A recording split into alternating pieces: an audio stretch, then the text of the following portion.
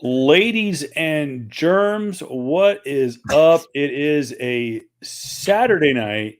Yes, it is. It is almost 8 o'clock, Yep.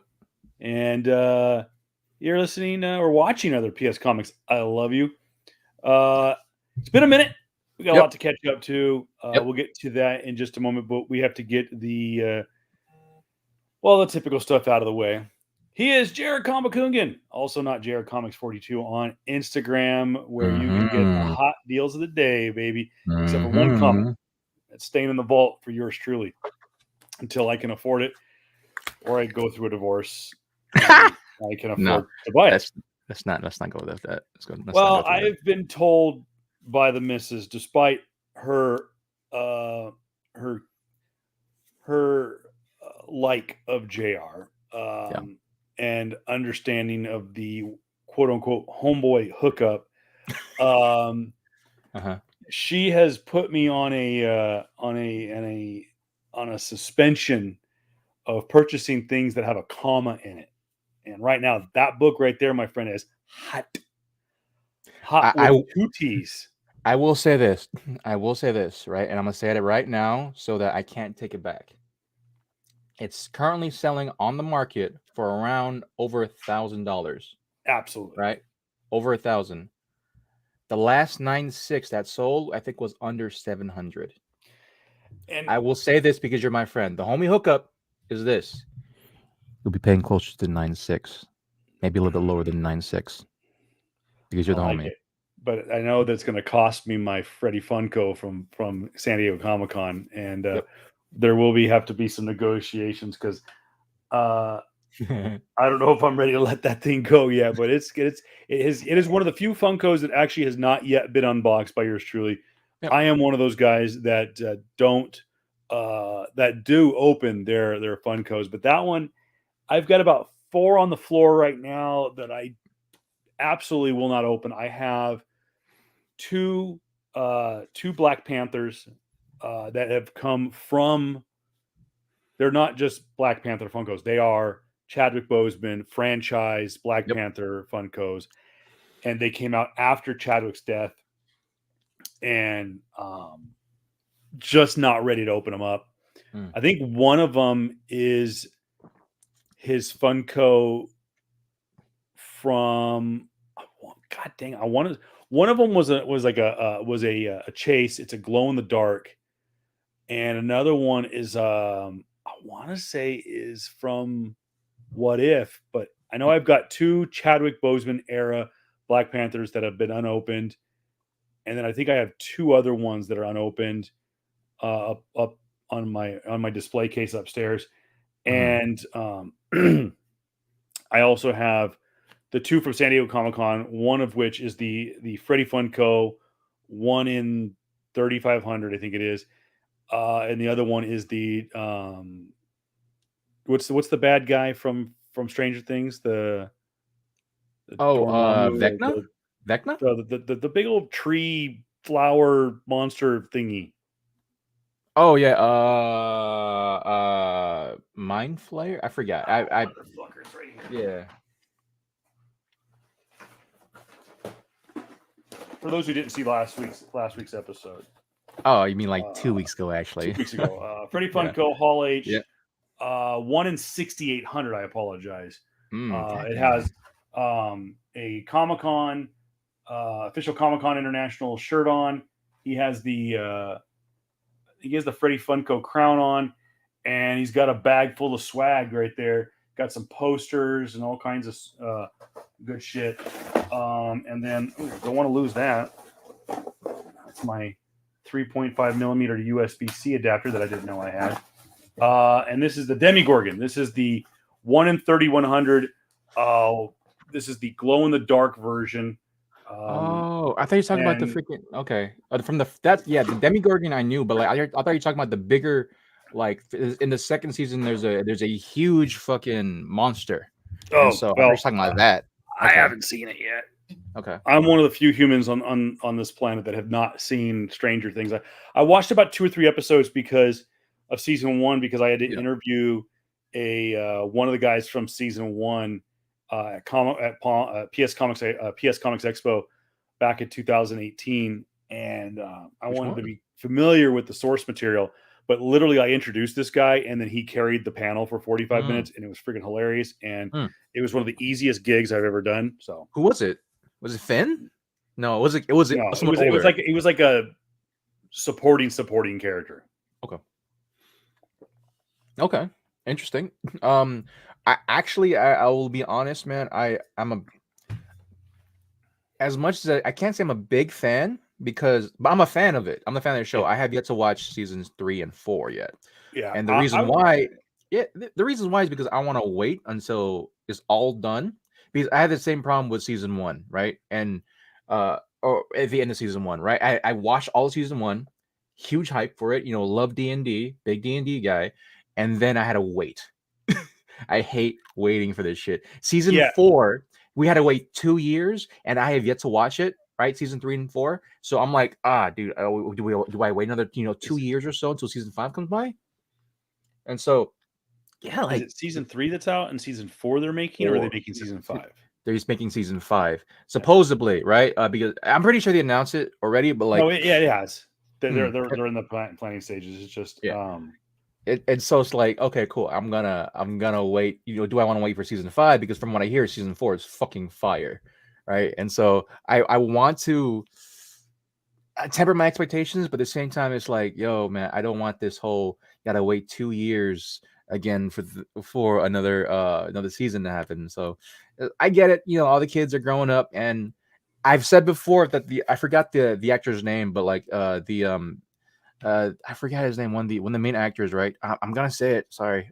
The black friend. I've been saying for a fucking long time he should have been Miles. Live action Miles, him. Oh, the guy that's like is like in the first couple of seasons. Oh, he's been there. No. Yeah, he's the guy that's he's one of the kids. Yeah. His charisma is amazing. He can carry a franchise, right? He should play Miles. Yeah, but that's just my opinion. So here we are. Oh, by the way, I am Kevin Pillow at Voice of Reason 23 on all social media platforms, including Instagram, Facebook, Twitter, and Snapchat if you're feeling froggy. Unfortunately, not on TikTok, but I don't post shit on TikTok. What's that? Now I was about to say something like not on TikTok though. Not on TikTok. Some freaking asshole stole that from me. Can't let that go. I will never let it go. I've contacted TikTok directly like 3 or 4 times, and just put like Voice of Reason like 3 or some shit. I guess all good. Well, I think it's Voice of Reason 237 is the screen name. So okay, it's the closest I got. So let's get right into it. Unfortunately, we have to start off the show with some bad news as we record this show. One of our 3 comic book stores, and I know there's technically 2 other. I know that technically there's a total of 5 in the Coachella Valley, but there's 2 that we don't count because, to be honest, one of them is more of it's that like Japanese store that's in the mall. Yeah, happens to sell like a couple of comic books. Are you sure? Are you talking about that one? No, there's another one too, like the one down. It also sells pops. Oh, that's right, the big pop store that's downstairs that took over the Halloween store. Yeah, that one. That's right. Actually, they're not half bad. If you need to find some deep dives, maybe not some key issues, but like to fill some gaps, and you're with some, if you're flexible on your quality, I forgot there is a comic book store in the mall, but they're more of a pop store. Yeah, they're way more of a pop store. I will say this too, man. They're asking for some numbers. I saw some of their stuff, man. And it's what you expect out of a pop store. I'll say that. Pop stores generally are pretty pricey because it's pops, right? For the higher quality pops type of stuff, right? And so it's for those of us who've been around, specifically, the Coachella Valley and here who've been collecting comics right for a while, where to go for quality, right?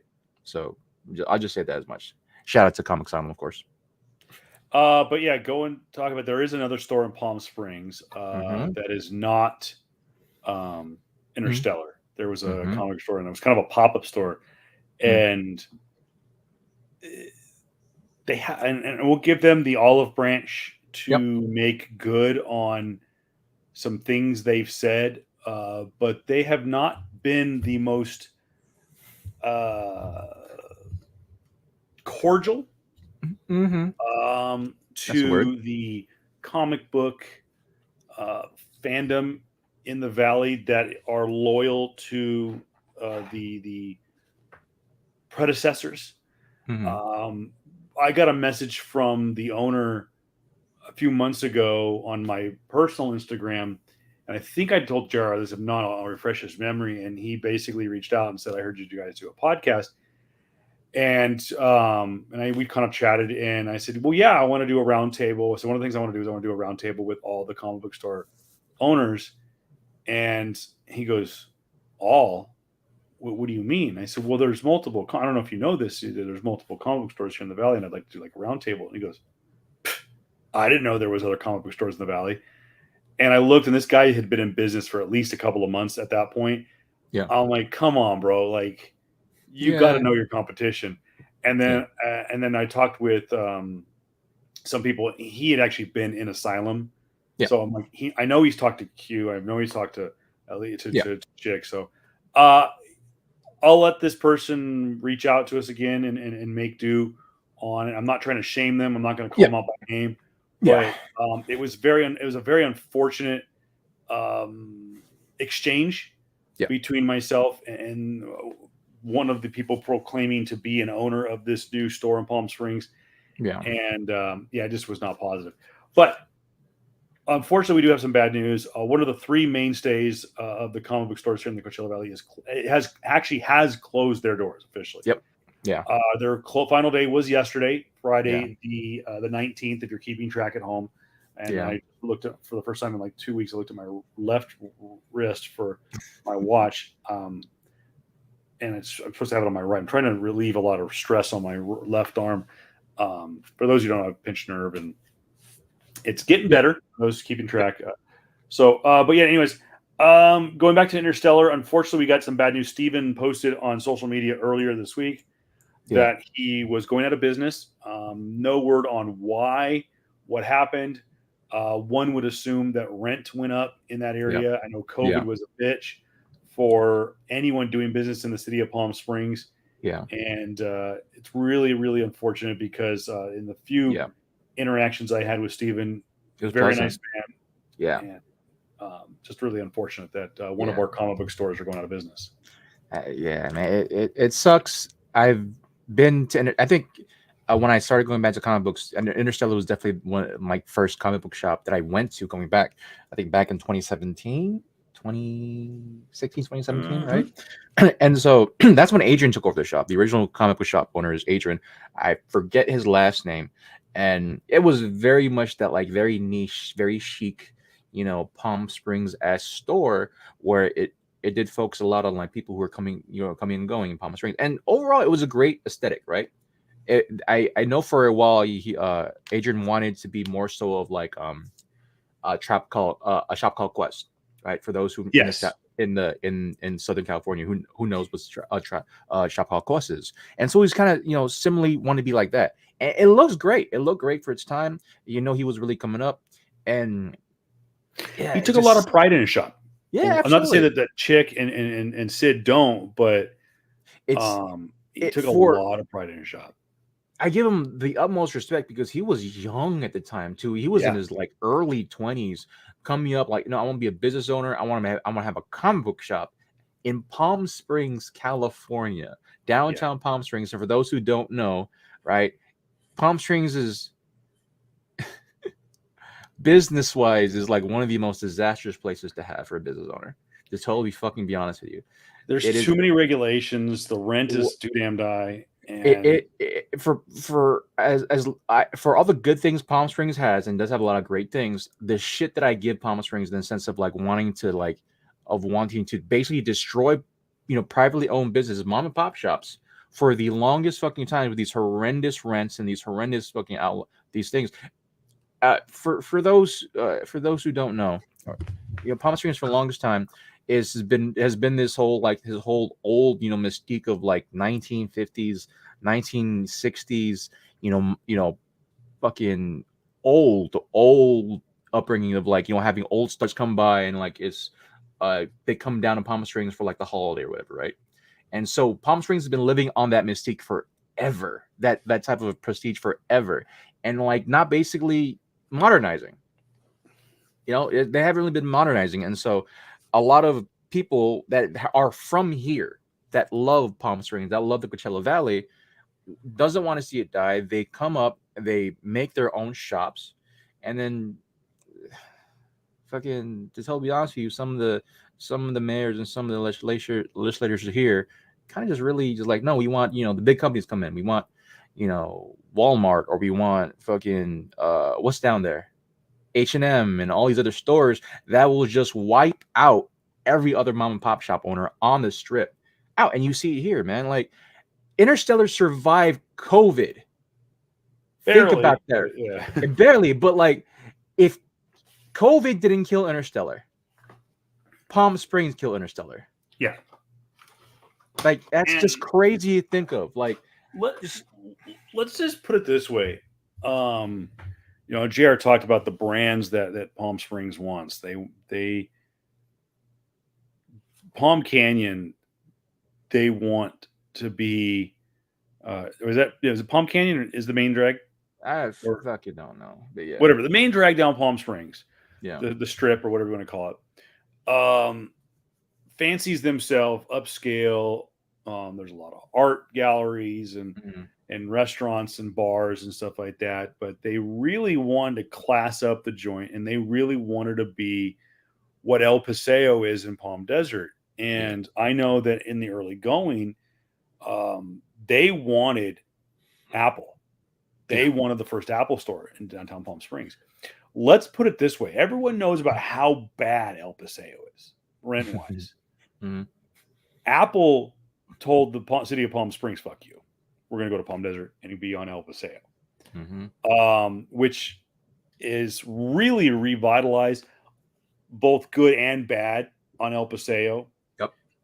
It's driven the rent up. It's driven the property value up because the Apple Store and Lululemon and Sephora and all the other big brands that have come down there, they've been able to add a couple of hotels. What's that? Gucci's down there too, yeah? Gucci, Louis Vuitton, Coach has a place down there. And then Neiman Marcus, I think, is a place kind of tucked in the back. It's driven it up, and it's become very difficult to afford rent for small businesses. And the same thing with downtown Palm Springs. And just the whole vibe, and you can't put signs on the sidewalk, and you can't do that. Adrian, with that alone, he's on a corner. He's on a corner lot. The Interstellar was on a corner lot in downtown Palm Springs, right next to the Pinocchio restaurant. It was right next to two restaurants. But it was in a kind of a, for a lack of a better term, a shit corner, because it was a corner lot with no wraparound windows like some of the other corner lots would have on the other side. And I get Adrian probably went with, okay, this rent's cheaper, but it's a good spot. And so when he faced, I think North Palm Canyon or whatever the street is on the east side of that shopping district, it was difficult to tell what was there. There was no signage on the inside of the building. There was no sandwich boards on the outside, because that's a no-no in Palm Springs. Oh, God forbid you put something on the sidewalk, people will trip over. So again, like JR said, we don't know what exactly happened, but I would imagine rent had a lot to do with it. Locale and shitty fucking behavior from Palm Springs, being greedy ass old motherfuckers that just can't understand that the young people and those who actually live here want this place to fucking thrive. Like it's again, man, it's like I'm getting so pissed off at like old people, old heads taking control of shit that they don't understand. They want new things to come up. They want the new H&M. They want the new, what's that one pizza shop that's down there? That's also in El Paseo. That's like CPK. Across CPK. Oh, CPK. No, the other one where you can make your pizza. Is it CPK? The one where you can make your own pizza, right? Like my pie, something like that. something like But that. they have that there too now, right? And like they want all these like big shops to be there, and that's fine if you live in like fucking Beaumont, right? If you live in like these places where that doesn't have 111-degree weather, right? Like Yeah. these shops, right, can survive that, right? Possibly, but you need colder climates, at least under 100 degrees, to survive down here. And those that can survive down here have been these shops that's been representing Palm Springs for the last 30, 40 years, man. Pinocchio was almost going out of business, bro. Yep. Like, what the hell? Like, we have these shops that have been there. What's that? Oh my god, dude. That one famous shop that was down Palm Springs had been there for the last, like, Mr. G's, I think. Mr. G's. Palm Springs better than I do. So. Yeah, like Mr. G's is like, I think was for the longest time was just like this, like, not gift shop, but like it had like, it sold Pokemon cards, it sold like gift stuff. It was more so like on like shoot, how do I say it? It sold a lot of like stuff that would like appeal to us for like pop culture stuff. Oh, right? okay, got it. It sold board games. It sold like action figures. It sold all that stuff, niche stuff. I think it's Mr. G's or something like that, right?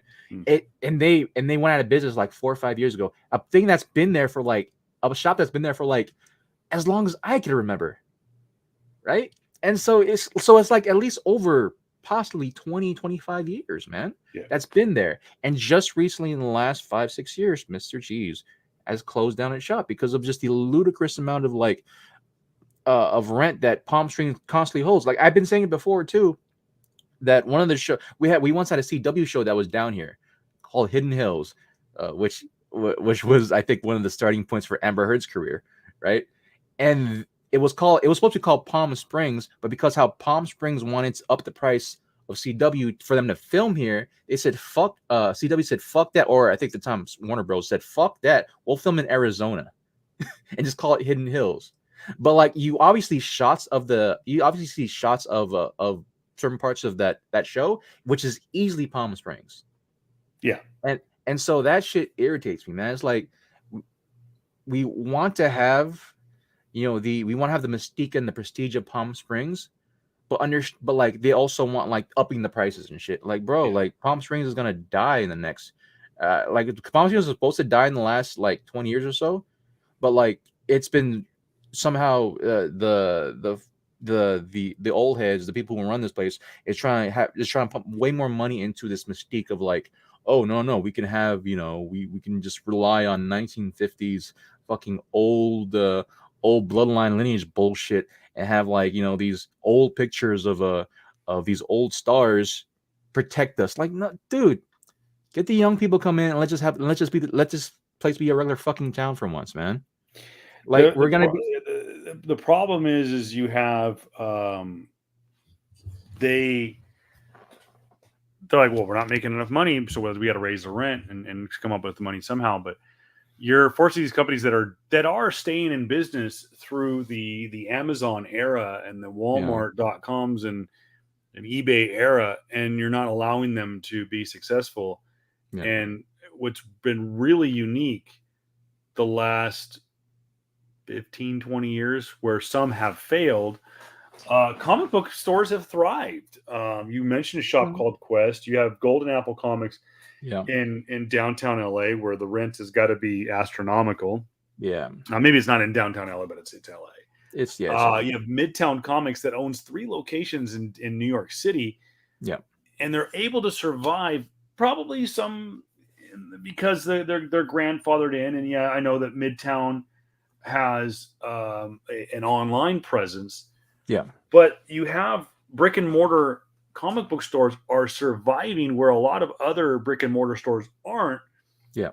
And you're now pricing, and Chick, I know, is getting squeezed a little bit by the city of Palm Desert because they've turned Portola, or rather San Pablo, into an extension of El Paseo. And it's really unfortunate. And I know these are a lot of local references for those of you watching around the world. And we appreciate you guys listening in, especially on the audio format. But nonetheless, think about this as well. Just think about this as well. Like Sid Shop, right?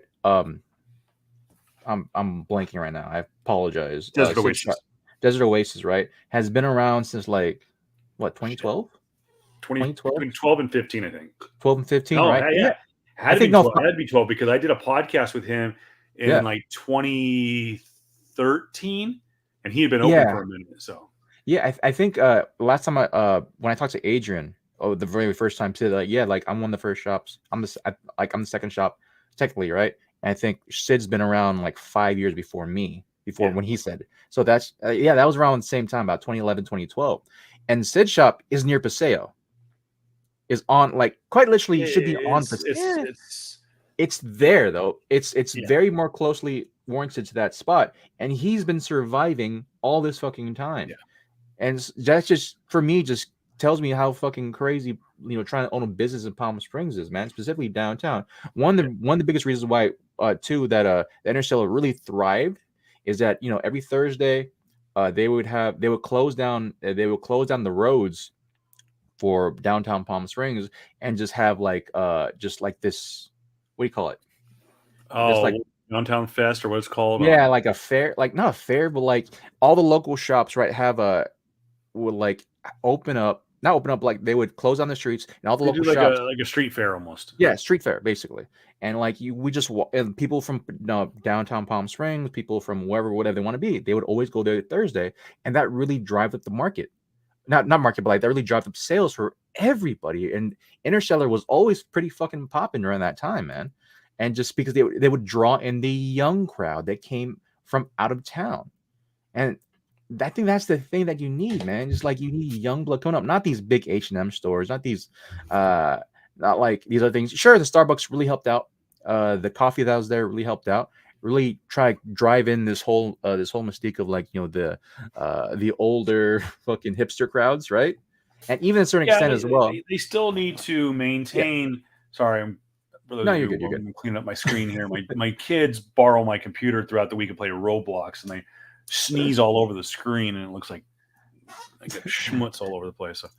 Yeah, but they do have the mystique of like a hipster like downtown. Even granted, too, Adrian, right? His comic book shop, very hipster, very very hipster, right? And it fit the mystique of downtown Palm Springs at the time. It wasn't old.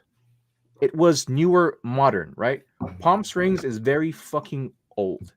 Like every time you think of Palm Springs in some type of movie or how it's depicted in some type of movie, it's like some old forlorn, glory of like when Bing Crosby was here, or when Elvis was here, or when Marilyn Monroe or statues were here, right? Old 1950s shit, right? Like it's very very old Palm Springs. Yeah. Yet they want to make new money, and they keep driving the new businesses out of business. It's old, driven from people that still live in that fucking time. It's old. It needs to fucking die. Yeah. This thinking needs to die. And to transition from this point is going to transition to the rest of that. My sentiment there is going to transition to the rest of this podcast. Yeah. Because my whole thought process is like, dude, it's old fucking thinking, holding on to old glory that needs to understand that, new shit needs to come out, man. Like, bring in the new blood, bring in new things. And so stop holding on to shit that is going to die and falter eventually. Like, everything's modernized. Everything kind of just came up. Get with the fucking times. Y'all wanted Apple there. Apple said, no, fuck y'all. Yeah. That should tell you everything you need to know about downtown Palm Springs. Yeah. But yeah, anyway, so again, Steven, if you're watching, if you're listening, the best of luck for your future endeavors. If we may make such a bold WWE reference, which I want to address here in just a second. I know we didn't put it in the script, but it's been a minute since we've been on the air. Okay. But yeah, RIP Interstellar. For now. By the way, Adrian did, for those of you who are friends with Adrian on Facebook, he did post a bit of a cryptic message, a picture of an open sign just hours after Steven announced that they were closing the store. I talked to Chick about that. She's spoken with Adrian. The story behind that post is that Adrian went down to the store and bought the original open sign. That's what you see in his picture if you're a friend with him on Facebook. Yeah. As far as I know, nothing cryptic about it. Adrian's enjoying his new life, and I remember he came into Asylum one time and he talked about how much he missed owning a comic book store. It was his dream as a kid. Mhm. He also doesn't miss the kind of the handcuffs that he had being an owner of a store like that, because when you have a comic book store, it's very difficult to, it's like any business. It's hard to close your doors for you to go on vacation or something like that. And you see how difficult it is for Chick and Javel to get away. And luckily they both have a very amazing staff led right now by Nydia, who's doing a bang up job. So nonetheless, so that's what that was. Real quick, just kind of interject. Speaking of a WWE reference, since the last time we spoke, Vince McMahon is no longer in charge. Matter of fact, he is no longer with the company. He has retired. He stepped down as the CEO of WWE back in, I believe, May. Effectively putting Stephanie, his daughter, in charge of the company. Then he officially made word, of course, that he was going to retire. This, of course, is all connected to some allegations of, for a lack of better term, sexual misconduct. Maybe it wasn't that extreme. He basically had an affair with a woman. It was consensual, and he paid her a little bit of a bonus to be a paralegal for the WWE. And when things broke up, when things like that happen, things end badly. She went to the press, and he basically said, "You know what? 70-something years old. I know I said I'd do this to the day I die." I think he saw the writing on the wall with the way the company was going and the talent, the product he was coming out with, and I think he just said, "You know what? You're right. It's time for me to move along. I've got grandkids. It's time to move along." So he has moved along. Now, of course, you're probably wondering, well, Vince McMahon was married. He still technically is married. Linda's not talking about it. She has been apparently officially disconnected from the company for some time now. The new structure is they're a co-chairman, co-CEO of the company. That's it is not Tony Khan. It's something Khan. It's another Khan, not Tony Khan from AEW. It's a different Khan. And Stephanie are co-CEOs of the company.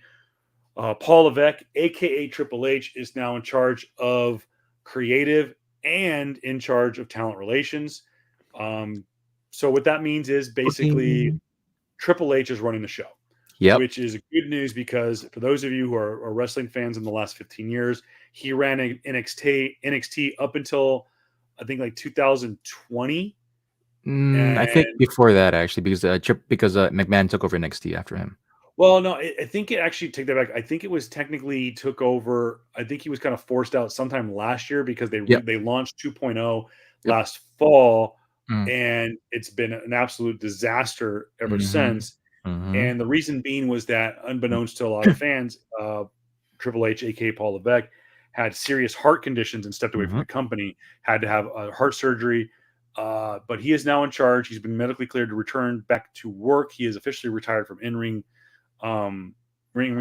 work. But a lot of fans so far are very happy with the backstage direction that the WWE is going, to the point where the other Khan, Tony Khan, the head of AEW, has taken notice and went, shit, because he knows what Hunter is very much capable of. So best of luck.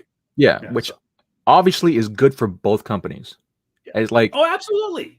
Like, competition is always good. Competition is always good. Like, for the longest fucking time, it should have been Triple H's show. And hopefully, he's proven himself time and time again to be a great creative leader. Yeah, I'm hoping also that Big E can possibly be led to, like, because I know that there's a obvious camaraderie between Big E and Triple H. Yeah, and that he was one of his boys. He was one of the guys. He was one of the guys he found. Yeah, and so I feel like under possibly, because now Big E, horrendous neck injury, he's not gonna be in. He's retired as well. Probably not gonna be in the ring ever again. Which I'm hoping is the case, because I don't want that man in the ring ever. No, he's just too nice of a man. He could do so much good. He could do so much, but I also feel like he's a great talent regardless, that he could be somewhat like under the tutelage of Triple H to take a step back, take some type of leadership role behind the scenes and do this exact same thing, man. You can't have that type of talent leave your company regardless. And yes, I can see he'll do some backstage stuff. He'll do some things that'll be on the mic. But obviously, dude, honestly, I feel like he'd be better off looking for talent.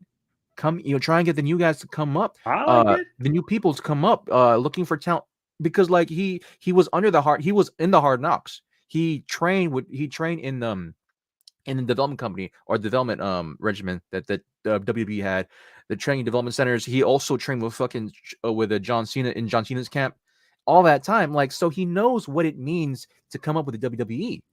He knows what it means. He's been in NXT as well. So I'm like, dude. He was one of the OGs that was from Florida Championship Wrestling and in NXT Exactly. before coming to WWE with New Day. Yeah. And he reinvented himself after the New Day split up. So let us know in the comments below what you think of Triple H running WWE creative and talent relations. Of course, they have officially fired John Laurinaitis, who was also kind of caught up in the Vince McMahon crosshairs, and which is fine because I know they fired Mark Carano a few years ago, who was very good with talent relations, but just kept stepping on his own dick a little bit. And then John Laurinaitis is just he's just not good. Just not good. I mean, when you're one of the guys that got that lost CM Punk. Granted, Triple H was there too, but like when you won the guys that lost CM Punk and really hampered not just him but Daniel Bryan's career to a certain regard. Yeah. And so I would love to see from this point forward how the relations of like now everything's kind of modernized again with WWE, and hopefully there's more a relent in there. Hopefully there's a relent in like trying to push people that are not ready for the spotlight to the forefront, which has been the MO for Vince McMahon since fucking forever. Q fucking Roman Reigns, right, from his earlier career, right, to now. Like, you see the difference in like really studying your talent and really knowing when to push them forward. And you just see that Roman Reigns is the number one wrestler in the world right now. And it just took him like 8-10 years to do so. But here we are, possibly gonna want to be the greatest heavyweight, one of the greatest wrestlers of all fucking time from the point of it. And all he had to do was turn heel. So yeah, here you go.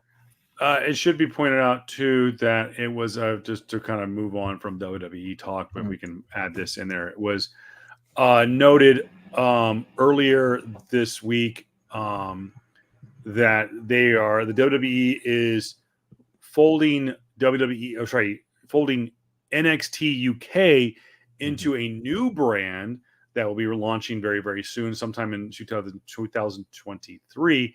Is NXT Europe.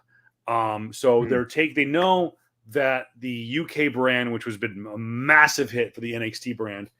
For those of you who don't know, too, NXT is the WWE developmental territory, and the WWE has gone through and worked with, and this is where I think that Triple H is going to be a huge benefit to the future of the WWE, is he believes in the old territory days.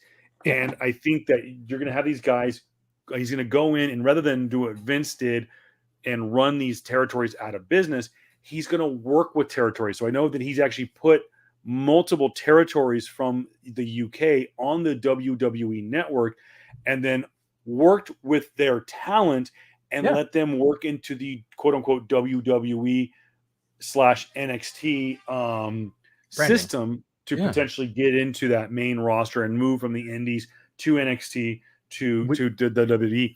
So I think they're going to add that to Europe as a whole.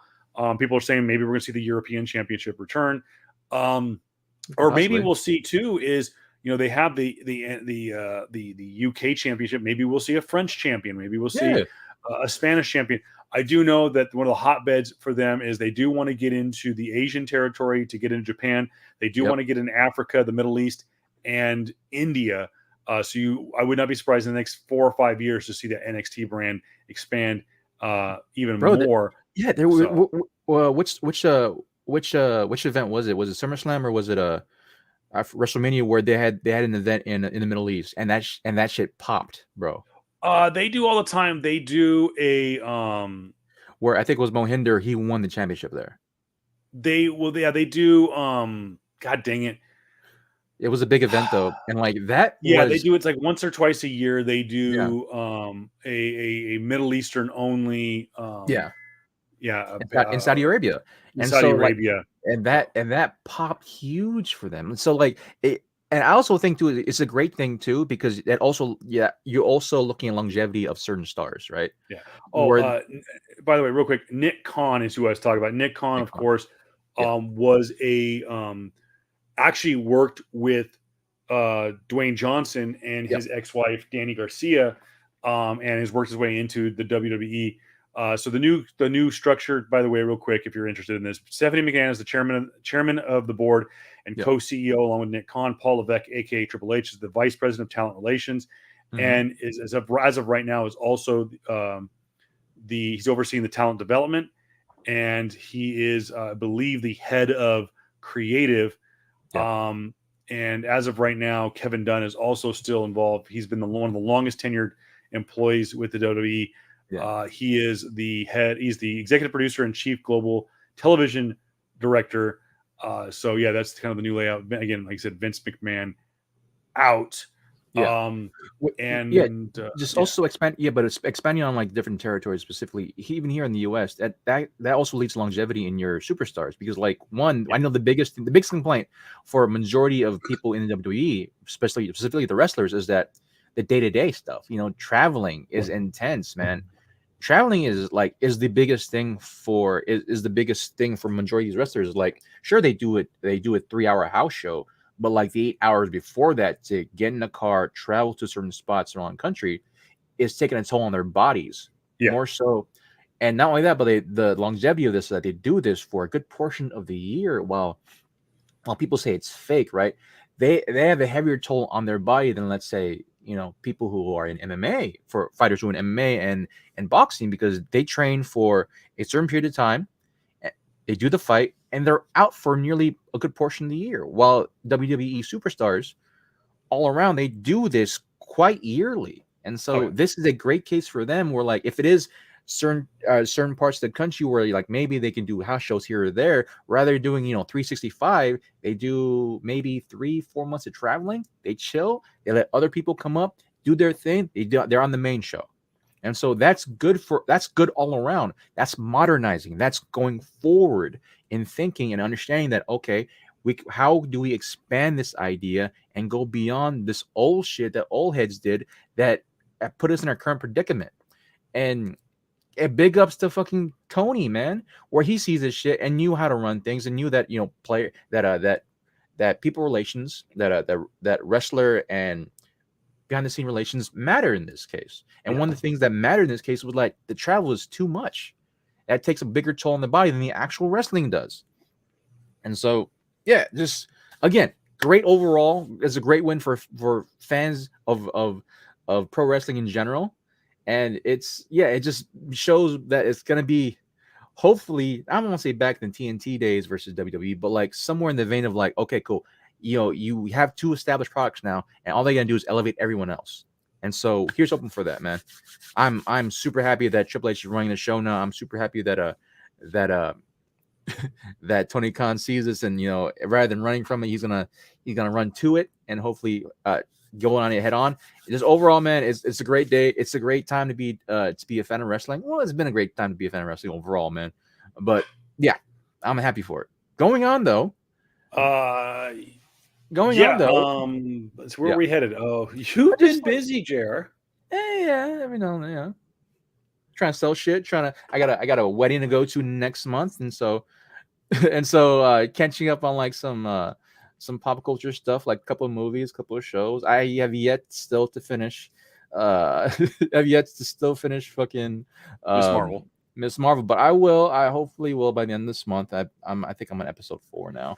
I'm trying to just really struggle through it, but it's decent. What I have been watching though, going on the closely Marvel-esque related topic, is that I watched The Gray Man on Netflix, man. God dang it, I need to see that. Dude, it's good. I have heard mixed reviews. Yes. Yes. But for the most part, I've heard majority good things. I have not seen it, so again, just in case JR lets one slip, Yeah. spoiler alert. But I've heard mostly good things, and even the people that were negative about it said it was very entertaining. The Russos did a good job, Chris Evans did a good job, and Ryan Gosling did a good job. And I think it's a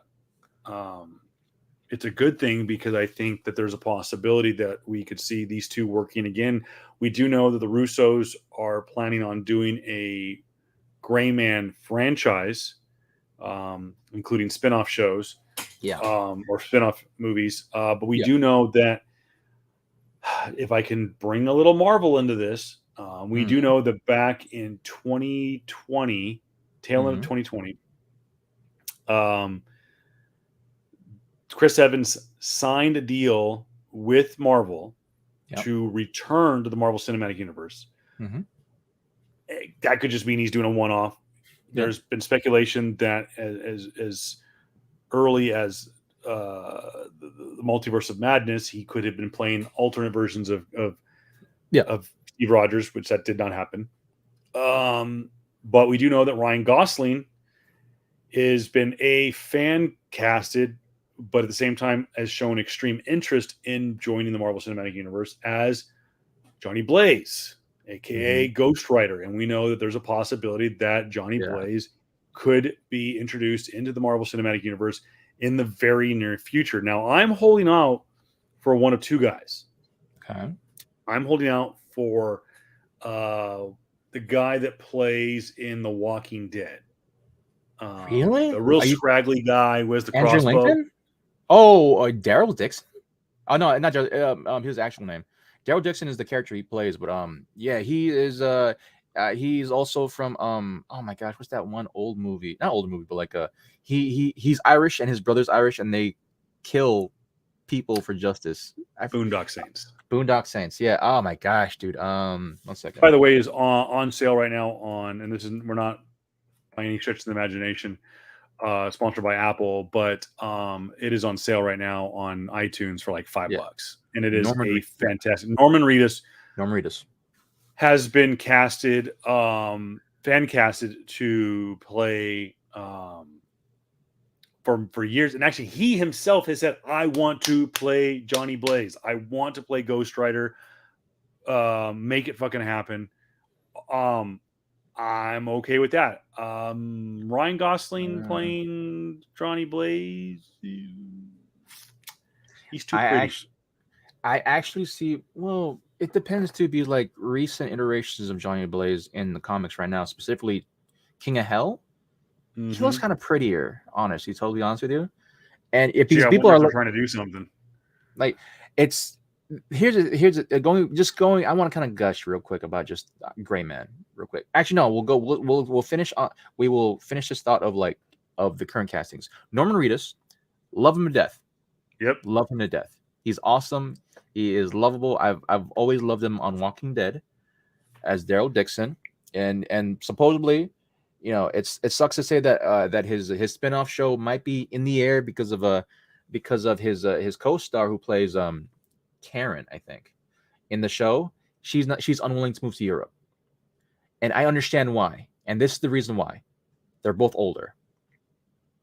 They're in their 50s. I think she's in her more. I think she's more closely to like mid 50s than her mid 50s than anything else. And so like doing a year, moving to Europe and doing a show there for possibly 5 years, 6 years, they'll be in their 60s or so. It's a little bit. They'll be older, right? And that's not the problem I have, but I think that's like looking at it in a preemptive way. Where like, if this was 10 years ago, Daryl Dixon, if this was 10 years ago, Norman Reedus, yes, 100% yes.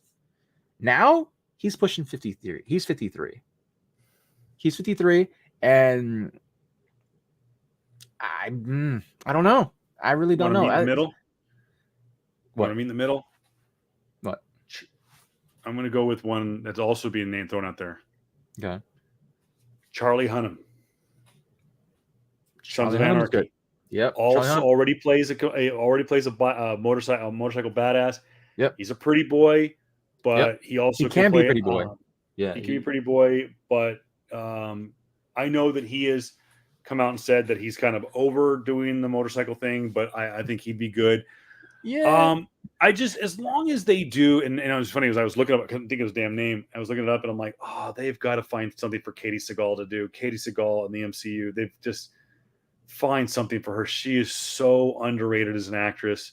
Yeah. She's so good. She could play we know she played Peg Bundy on Married with Children for years and played that role to a freaking T. She was amazing in Sons of Anarchy. Her bit roles on Big Bang Theory, where she played Kaylee Cuoco, aka Penny's mom. And I think she was also that wasn't Big Bang Theory. That wasn't Big Bang. That was 10 Rules Dating My Teenage Daughter. That one. She was great. She was great in that too. But no, she came back and portrayed again. Yes, for like 1 or 2 episodes, she came back and played Penny, whose last name we never got their last name. Yeah. But she came back and played Penny's mom when Penny and Leonard got married, and for the second time they got married in Vegas. If you're familiar with the show. Yeah. But yeah, she came back and was very funny, almost kind of dim-witted, because they're playing kind of a part of Nebraska. They're playing kind of some hicks from Nebraska. So yeah, she's underrated as an actress, and find a fucking role for her in the MCU. 100%. She's so good. It's crazy to me to think that, because like Penny, Kayla Cuoco played again her daughter in Eight Simple Rules, and so just seeing that whole thing again, Eight Simple Rules. Amazing fucking it was a great sitcom show in 2002. The late John Ritter played the dad. He carried a lot of the show with Katie, and the when he passed away, and they actually include that in the series itself. One of the best episodes I've seen. Dealing with the passing of an actor who was with the show, because it was one of the best ways to really give praise, give honor, and give love to someone who has recently passed. And so I will always love Katie Seagal for that. I will always love her in anything she fucking does. She was amazing in Sons of Anarchy. Holy shit, she was amazing in Sons of Anarchy. I can see her more so doing a role, because just totally honest, even though she's gonna reach her 70s, to totally honest, man, the reason why I'm a lot more skeptical on older men joining the MCU than women is because I know for a fact Johnny Blaze is going to do way more action stuff. Way more, and that takes a toll on the body. Hello. Kate Seagal can be a badass woman from behind a desk doing whatever the hell she needs to do. That's easier. That's what I want. Cool, yes. Knowing for a full fact that if Charlie Hunnam comes back and do it, I'm in it too. Ryan Gosling, I'm in it too. Norman Reedus, 52, 54.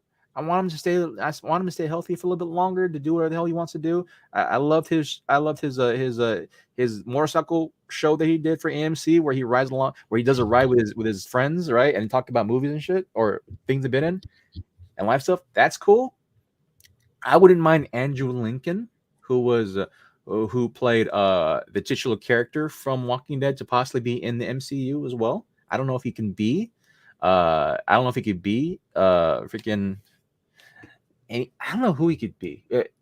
Well, the multiverse is open, so he can play it. Lots of things. A lot of these characters can come back and play older versions of characters. Yeah. I want to throw in, speaking of the multiverse real quick, and this will tie into because I again, just real quick side note, stamp of approval, must watch on Gray Man.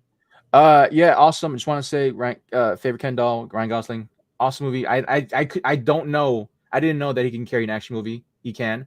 I also want to say, this is the second movie from Russo Brothers that they've done on, or maybe third, that they've done on Netflix, because the first one featured Chris Hemsworth, Extraction. They're making a second movie for that. I feel like Russo's being in Netflix, having this stable of actors that trust them to do shit. Chris Hemsworth, Andrew Mackie, now Chris Evans, Ryan Gosling. He also did one. Didn't he do one with Spider-Man? I don't think so. With Tom Hardy? Holland? Tom Holland? I don't remember. I don't think so. Not yet. But yeah, great movie. Awesome. Really watch it. I feel like this may be a a olive branch into for Ana de Armas or even Ryan Gosling to say, hey, come play with us in MCU. That's what I'm thinking, possibly. Maybe find a role for her because the mutants are coming up. A Ana de lot. Armas is By the amazing. way, Jr. mentioned earlier that he is going to be out of town in September. Yep. Unfortunately, right around when D23 is. Mm-hmm. So unfortunately, the duo will Yeah. probably not be available. I do plan on streaming on Yep. YouTube Yep. and Twitch while things are going on. I won't be at D23, Mhm. but I'll be streaming from home, and we'll keep you up to date on information about Yeah. that. I So yeah, might be able to do it because I think the place I'll get will have internet. But if anything, worst comes to worst, my boy we will keep you here, posted, and we we'll can do a take care. complete Yeah. wrap up when JR Yeah. comes back. Yeah. Tying into Marvel real quick, I want to throw this out there before we move on to the topic of She-Hulk. By the way, for those of you looking for our wrap-up show, just with our schedule right now, we're going to try to tie in a wrap-up of the show into our weekly show. So bonus shows are going to be kind of put on pause right now Yep. until we can kind of work our schedule out. I've got kids back in school. JR's doing JR things. And like I said, my schedule's all out of whack. So we're gonna try to tie it in, but I definitely do want to do some watch or some wrap up shows, some bonus episodes because I think it deserves its own show because these shows are gonna get fantastic, especially Andor is gonna get so deep dive that it's gonna need its own show. I do want to throw this out there. Speaking of Star Wars and Marvel, there is a guy out there who's been in Star Wars. He has been in a lot of things, and he plays an asshole really well. He's done a superhero show called The Boys, and I think you know where I'm going with this, JR. Yeah. Giancarlo Esposito was heard at a Comic-Con a couple of weeks ago saying he has taken meetings with Kevin Feige to join the Marvel Cinematic Universe for a multitude of roles. And there are two that he wants to play very badly. His number 2 choice is playing Eric Lencher, aka Magneto. Really? Okay. Okay, I see that look on your face. You went from oh, wait a minute. Yeah. Because we know Giancarlo can play a dick. Yes. He plays a dick really Yeah. well. Yes. And Magneto can be a dick. Yeah. Magneto can be a dick. Yeah. Eric Lencher can be a very compassionate person. He is just very headstrong. He's very emotional. Yeah. The guy who, the two gentlemen who have played Magneto in on screen, absolute freaking home runs. You cannot do any better than the gentleman who played him in the original X-Men movies. Oh my gosh, yeah, you put me on the spot here, but Patrick Stewart's best friend. Yeah. Oh my gosh. While Jared looks him up. Yeah. So Giancarlo Esposito wants to play a multitude of characters. One of them being Eric Lencher, aka Magneto. The other one, you'll never guess. And if you think about it, other than his race, he'd be perfect. And that is playing Charles Xavier, aka Professor X. I can see that, actually. He's got the shaved head. Yeah. He has that look like that man is smart. Yeah. That man knows his shit. Yeah. And you put him in the wheelchair, you put him in the suit. You can remember, there's not much to Professor X. He wears a suit, he sits in a wheelchair, he does, and expels virtues, and is very an eloquent character. He's a very Shakespearean. That's why Patrick Stewart played him so well. For 22 years. Yeah, I would actually be more okay with him playing Magneto, of course, played by the amazing Ian McKellen and Michael Fassbender. Michael Fassbender. That was a great get. That was a great fucking get for Absolutely. Sony. That was wild. I don't know how the hell. I mean, Fox. Yeah, I don't know how the hell they got Michael Fassbender as well as the guy who the other gentleman who played young Xavier. I literally just had it. Yeah, I just had it. I know, and he dude. was so good as young Professor X. Those trio of Jennifer Lawrence, Michael Fassbender, and him, that's wild. That's a crazy stable in itself, right? They got lucky with. I think they got lucky with Jennifer Lawrence because she was not the big household name that she was when they did First Class. Yeah. I think she had done Hunger Games, or she was getting ready to do Hunger Games. Yeah. But she wasn't the massive star that she is now. But I think when the movie came out, she's a white hot. And she, at the time, you could believe that she was a younger version of Rebecca Romaine Stamos. Yeah. Or Rebecca Romaine. I know she's Rebecca Romaine, whatever his name is. Yeah. The fat kid from Stand By Me. That's one of my favorite jokes was John Stamos' roast. He goes, "How the hell did you lose your ex-wife to the fat kid from Stand By Me?" Yeah, I saw that where he's wants to play both roles. So I leave it up to the audience. What do you want to see? Do you want to see Giancarlo Esposito play Charles Xavier, or do you want to see him play Magneto? James McAvoy, by the way. James McAvoy. Yeah, so awesome. Good. Great. Oh my god, that in itself was a crazy get from all around. But going back to though, to Giancarlo. Yeah, I would he plays dick roles really fucking great. I understand that people are gonna typecast him as the villain role regardless, man. But it'd be one of the biggest things for me too is you want you want accuracy for this whole thing, because one of the reasons why Magneto is who he is because he lived through the Holocaust. Yeah, German, a Jewish German immigrant, or I think not Jew. He's a German Jew. His family died in the Holocaust. That's a big reason of why that really thrives him. And not to say that you can't depict Giancarlo as a German Jew. I mean, he's been depicted as a lot of things in his amazing career. It would be, I don't know, it would be a little bit harder. It would be a little bit harder pressed for me to do that, for me to see him as. I would love to see him regardless as Magneto, but then just story-wise, history-wise, and you just can't really fuck with Magneto's history, because you need to have him go through the Holocaust to understand his motivations of how he views humans as inferior. You have to, because that's just how he is really. It's that would be like if Black Panther wasn't born in Wakanda, if he wasn't, that would be fucking weird.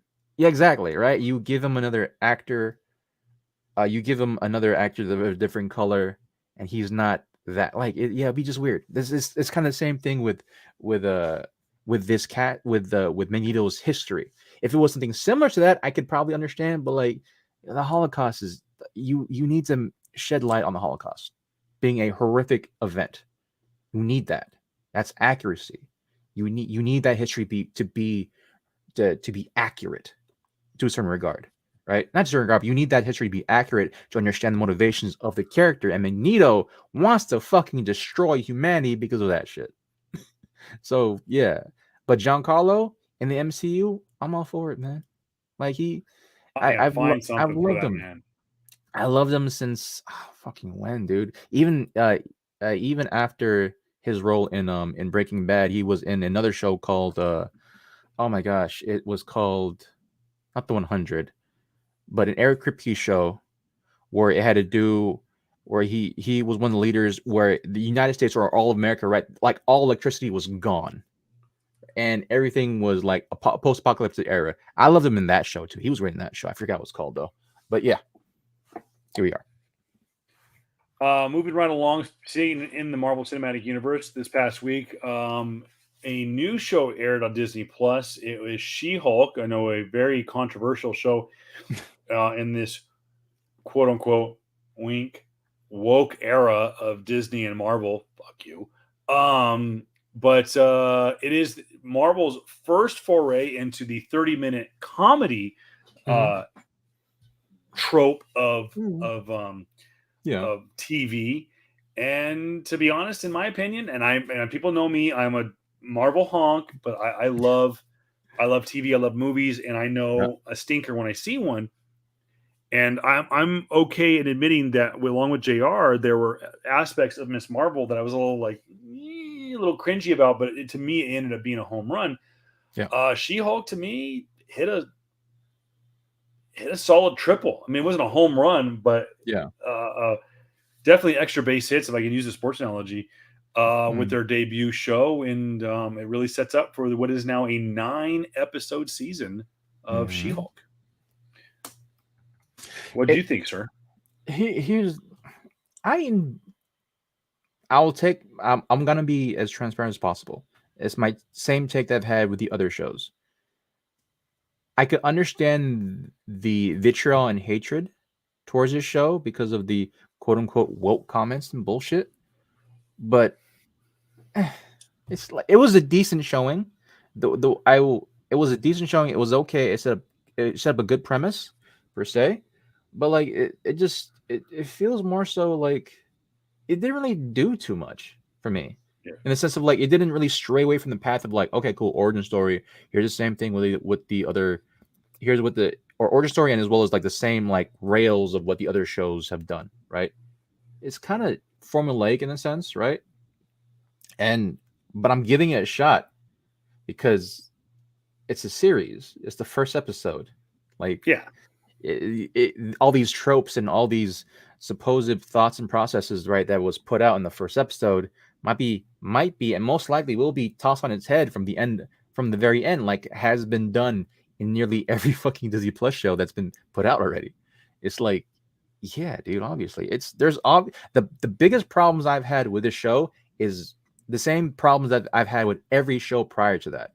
Pacing. Yeah. Pacing. Absolutely.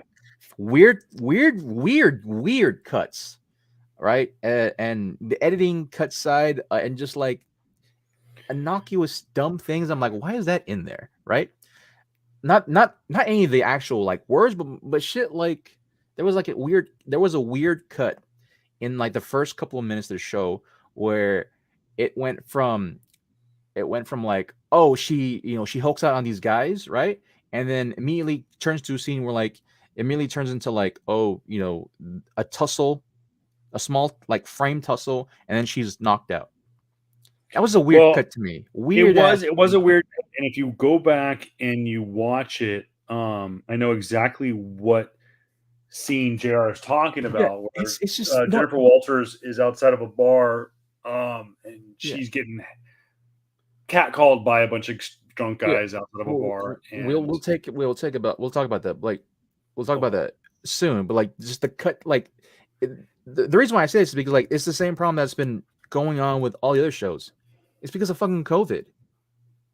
These weird ass cuts, these weird ass pacings was due because like a constricted a constricted time frame of them having to do shit. It's just like horrendously paced, dude. Horrendously paced. Her going from like, oh, I'm going to be, I want to leave my cousin now because I said my point. I can control my form, and then they cut to the the lawyer scene or the courtroom scene, right? And then Tatiana, spoiler alert, Titania busts into the courtroom. That's a weird fucking cut. That's a weird. I've heard that from a lot of people. That it was a weird cut and we'll see where it goes. Remember, this is the problem that you have with you have with a show like that. Then I go back and I go and I think about the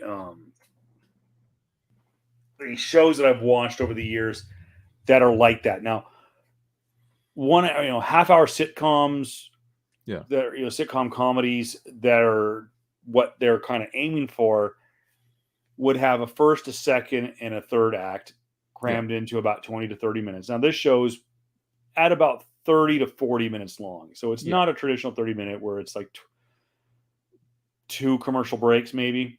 And they wrap everything up at the end of an episode. This is designed to go episode to episode. This is a mini series. This is not a season. and it's designed. They don't know how to condense a movie into a 30-minute show yet. Yeah. And I think this is where, and we've talked about this before, I think this is where Feige has gotten himself into trouble. And this is where he needs to extend the olive branch to Jeff Loeb, who did very good TV for almost 10 years alongside the MCU. Jeff Loeb and ABC Television and Marvel Entertainment did Agents of S.H.I.E.L.D., Agent Carter, Humans, Cloak and Dagger. They did The Runaways. Mm-hmm. They did Daredevil, Jessica Jones, which I know these shows were an hour long, but they were TV shows that were stretched to in some cases 13 episode or 20 episode season. So I think that this is where you need to bring in Jeff Loeb. Let bygones be bygones. Jeff Loeb has proven himself time in and time out over the last 30 years to be a damn good writer. And he was a very good executive producer of these TV shows. So I'm not saying that Feige's doing a bad job. I think two heads are better than one on this. And you need to find, like JR said, pacing. It's the biggest. Like I've been adamant about this, man. Like all these shows were filmed during COVID era. It's like, of course, it makes no kind of got the tail end, but they're still under COVID protocols. COVID protocols, regardless. Like your production is gonna fucking catch ahead when you have to be a certain feet away from people, where you have to consistently and constantly test people. We have to wait for testing. We have to do all these things where you have a 12-hour day, right? Maybe between 8 to 12-hour day, and you don't want and the studio don't want you to go over that because of all the crazy fucking freaking all crazy pains after that. We call it like dude, I forgot the term right now. I'm going on a rant right now, but like they don't want you to go over a certain amount of hours, because if you do, you get paid double, and they don't want that. They don't want that. So like, what you think when your 12-hour day is only film of like only 4 of those hours are actual filming or are actually production shit, it can cut into your time. It can really try to hamper the product you're doing. And I see that already with She-Hulk. It's the same problem with Loki. It's the same problem with Falcon and the Winter Soldier. It was the same problem with WandaVision. It's the same problem. COVID fucked things up for everybody. Yeah. Obviously. Like that, my issues with everything. That same thing with fucking Old Man Kenobi. I'm calling it Old Man Kenobi. It's Kenobi, but like it's the same problem with that too. Weird pacing, structure issues, and editing. Like that was my problem. The overall content of She-Hulk, right, which is a hotly debated topic right now, is hit and miss as well. I'm like what do you think, first and foremost, about like the whole wokeism that's been said about She-Hulk right now? Wokeism in Disney, wokeism in Marvel has been around for 60 years. Mm-hmm. And people go like, what are you talking about, Kevin? I'll give you one word. X-Men. X-Men is the civil rights movement. Yep. Absolutely. Mm-hmm. Peter Parker, at its core, is wokeism. Mm-hmm. An orphan teenage boy living with his single aunt goes through teenage life. He goes through love. He goes through hate, bullying, not passing his math test. Black Panther. Fuck. Yeah, it's pretty fucking on the Black Panther punching a KKK member as being the front cover. Just Black Panther, a black major character in a white dominated industry getting his own title, written by a bunch of Jewish men in the 1960s and the 1970s. Mm-hmm. Sam Wilson, a black man who is the sidekick of a white man, but gets his own title. Stan Lee says, fuck it, give him his own book. Mm-hmm. Does well. And it goes on and on and on. Yeah. Everyone wants to think about, wokeism started with Kamala Khan. They had to give them the Muslim their own character. Fuck off. It's been going on for 60 years. Yeah. Making Thor a woman. Read Jason Aaron's work. He is by far one of the best writers comic books have seen in the last 30 years, period. Fight me on it. Yep. I'll throw myself at the bus. I was like, oh God, a female Thor. And then I read Jason Aaron's work and went, okay. And when they announced that they were going to do this for Love and Thunder, I was like, don't fuck it up. And when Taika Waititi went on stage at Hall H and said, specifically said the words Jason Aaron, I was like, the man is doing it right. And it wasn't perfect. It should have been its own movie, but that's for another day. Yeah. Sam Wilson taking over as Captain America. Hello, Sam Wilson has been the right-hand man of Steve Rogers for fucking 70 years. Hello, there is no better person to take over his role other than Bucky Barnes, but the Winter Soldier was doing something else at the time. The Winter Soldier also was a recent addition to Bucky Barnes' history as well. People don't fucking. It was like he's in the last 30 years, man. Winter Soldier. And I'll just piggyback Kamala Khan and America Chavez specifically. Yeah. Iceman. Having Bobby be the first openly gay character in the Marvel universe. Was it him? Something else. That one was a little forced, but at least they've stuck to their guns. Yeah. But the two main characters that have been, quote, woke the most in the last 10 years have been Kamala Khan and America Chavez. Was it really? What's up? I thought it was Captain Marvel. Captain Marvel too. I mean, I guess technically, but I mean, you had Carol Danvers think about it, JR, is you had Carol Danvers, and I know that's where I'm guessing that's what you're going with. Yeah. Carol Danvers at that point had been the fourth Captain Marvel since Marvel was introduced back in the 60s. You had Marvel, you had Monica and Maria Rambeau, both were Captain Marvel, and then you had Carol Danvers that was introduced in the last 15 years. Not even 10 years. And I get that they gave her a lot of woke storylines, and then she's the leader of A-Force and stuff like that. But really and truly, you have Kamala Khan, Pakistani Muslim born character, living in Jersey City, becomes a superhero because of the Terrigenesis. Of course, they wanted her to be a mutant. They made her an inhuman. And she, to me, happens to be a Muslim, but she's our generation's Peter Parker. Yep. Dealing with other things, dealing not only with being a teenager in Jersey City, going to high school, dealing with superpowers, dealing with friends, but she's also dealing with her faith. It's a new day that we deal with. And I will say this, I wish that they would do. I know that most characters in the Marvel universe for years have been Catholic at its core. They don't deal with religion a lot in the Marvel universe. I think a lot of it has to do with maybe the writers who were mostly Jewish back in the from the 30s all the way through the 70s. Yeah. Didn't know how to write faith-based books. Yeah. And when they did, it was always very traditional. And back then the tradition was Roman Catholic. Look at Matt Murdock.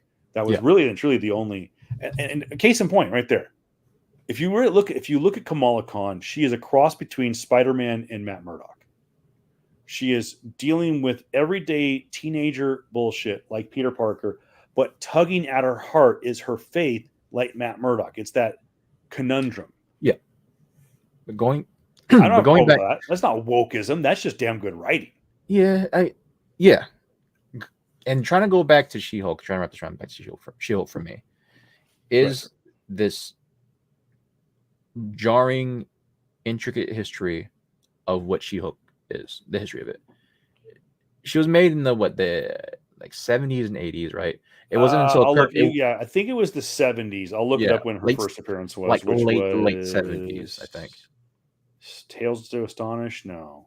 No. It was, I think, it was an Incredible Hulk, I think, and it was like her original history is that when I think she was a lawyer trying to and she was defending her cousin Bruce Banner as the Hulk, saying that, and she was in a court case trying to defend him, doing all this. A mob boss took hit on her to the point where I think she was losing blood, and that the only way to save her life was to basically do a blood transfusion between her cousin Bruce Banner and her, because I think they had similar blood types, right?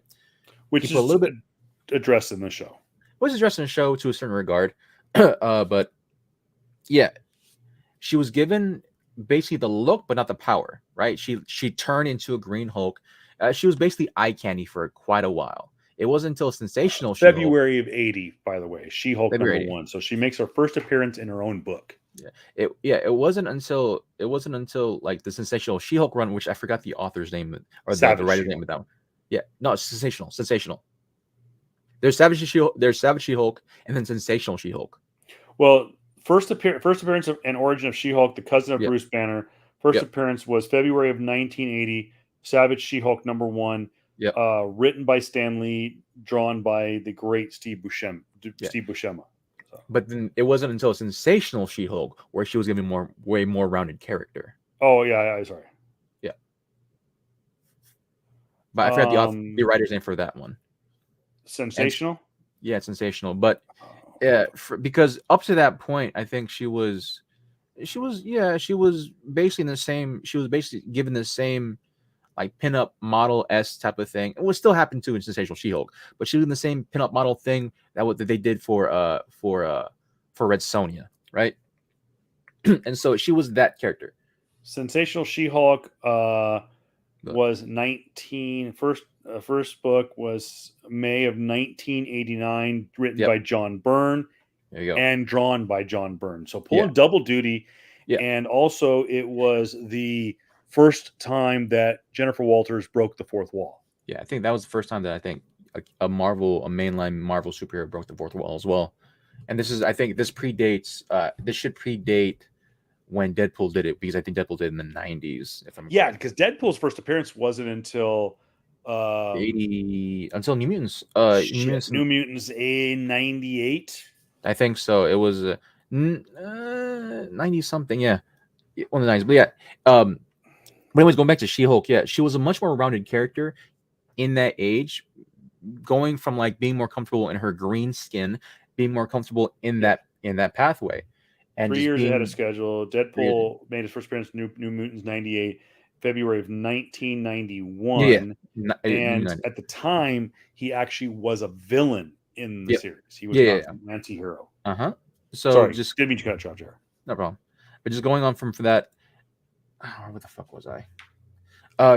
She was a much more rounded character in Sensational She-Hulk and going forward because of how much they wanted to round her as a character. Now, going on to She-Hulk, the show, there's a lot of controversy in the sense of like how she's minimizing per se, how the show is somehow minimizing the effect of Bruce Banner, right, and his story, right? Very much the same that because that, you know, I think one of the lines was that like when Bruce said like, hey, you have to take control of your anger, you have to take control of your fear, all these things, and she's like, and one of the lines she said like, well, I'm a woman.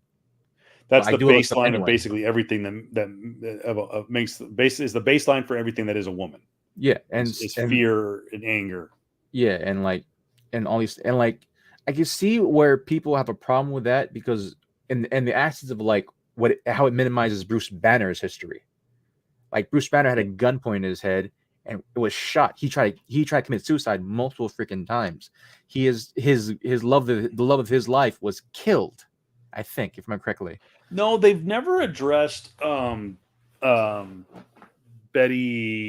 Ross. Betty Ross. They've never addressed her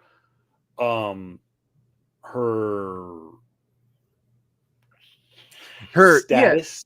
Yeah, I mean, yeah, but which could change next year, by the way. Possibly not. But just like they've minimized the show She-Hulk has at this point looked like they minimized the story of Bruce Banner, which again is a long running theme in a lot of fucking haters' heads and saying that they're minimizing the They've stories of those nerfed who Bruce Banner. they minimize the stories of those who come before, all the heroes before, to make room for these new woke characters. Which is not the fucking case. No. In this regard, it just shows that it's the same fucking character from the 80s, man. She was a feminist back then, and she is now. The only thing is that about this is that it's the first episode has horrible pacing and, quite honestly, weird editing cuts for me. The whole I can understand the aspect of them taking hold of, like, oh, you have to believe all women type of thing. That like the all women will always get each other's backs. Like the scene where she's in the bathroom, right, and all the girls come in and they immediately try to help her out, right? Which possibly is true to some regard, and could be to pandering. I feel like it's pandering more than anything else. In the same instance too, like quite literally a scene after that, you see the men come out and try to badger on. I'm like, okay, that's pretty on the nose too. It's just more so for me. The biggest disappointment is that yeah, they're making light of Bruce Banner's history. They're making light of the MCU Hulk, where he's had to really try to make a life around being this person, being two people. I feel like, if anything, and this is my actual take on this, this is my woke take. This whole thing, being a Hulk, is for me a clear representation of having HIV and AIDS. That's my take. In the sense of, like, if you hear Hulk talk about all this stuff, granted, in this case he has superhuman powers and is able to kill everything. In this view, he has to learn how to live with this. He has to learn how to live with it. Transfusion of blood from one person to another. How is that not, for me, like, how is that not like some type of blood related disease? To me, this is like him saying that, hey, no, you have to live with this. This is your new reality. If you don't take this seriously, people can get hurt. And she's flippant about it. For me, this is more a topic of, like, HIV, STDs, an ideal role of, like, how to properly manage yourself, and the main character in this is flippant about it. That's my take on it. Yeah. Honestly, it's like, it's not, that's as woke as I'll get about that. Like, she's being flippant about, about this stuff. That's her new reality, and you will see it play out throughout the show.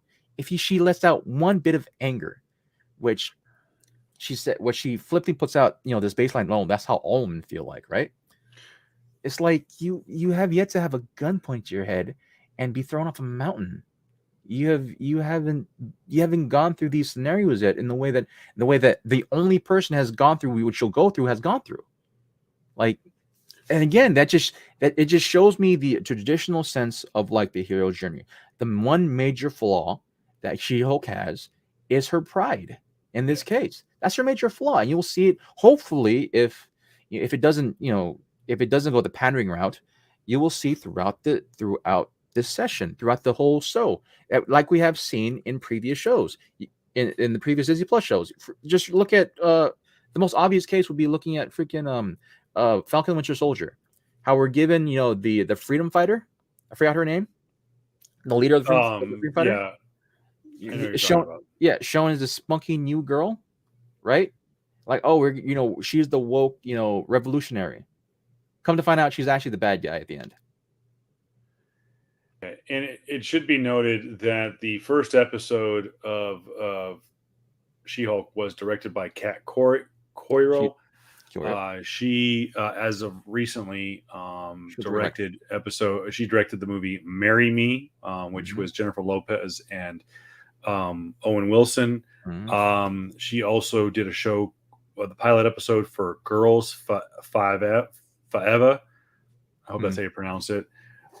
She also did the series. She did 2 episodes of Dead to Me, which featured Katie Seagal as well as Christina Applegate. She directed 1 episode of Modern Family, 4 episodes of Always Sunny in Philadelphia, 1 episode of Shameless, and 1 episode of Brooklyn Nine-Nine.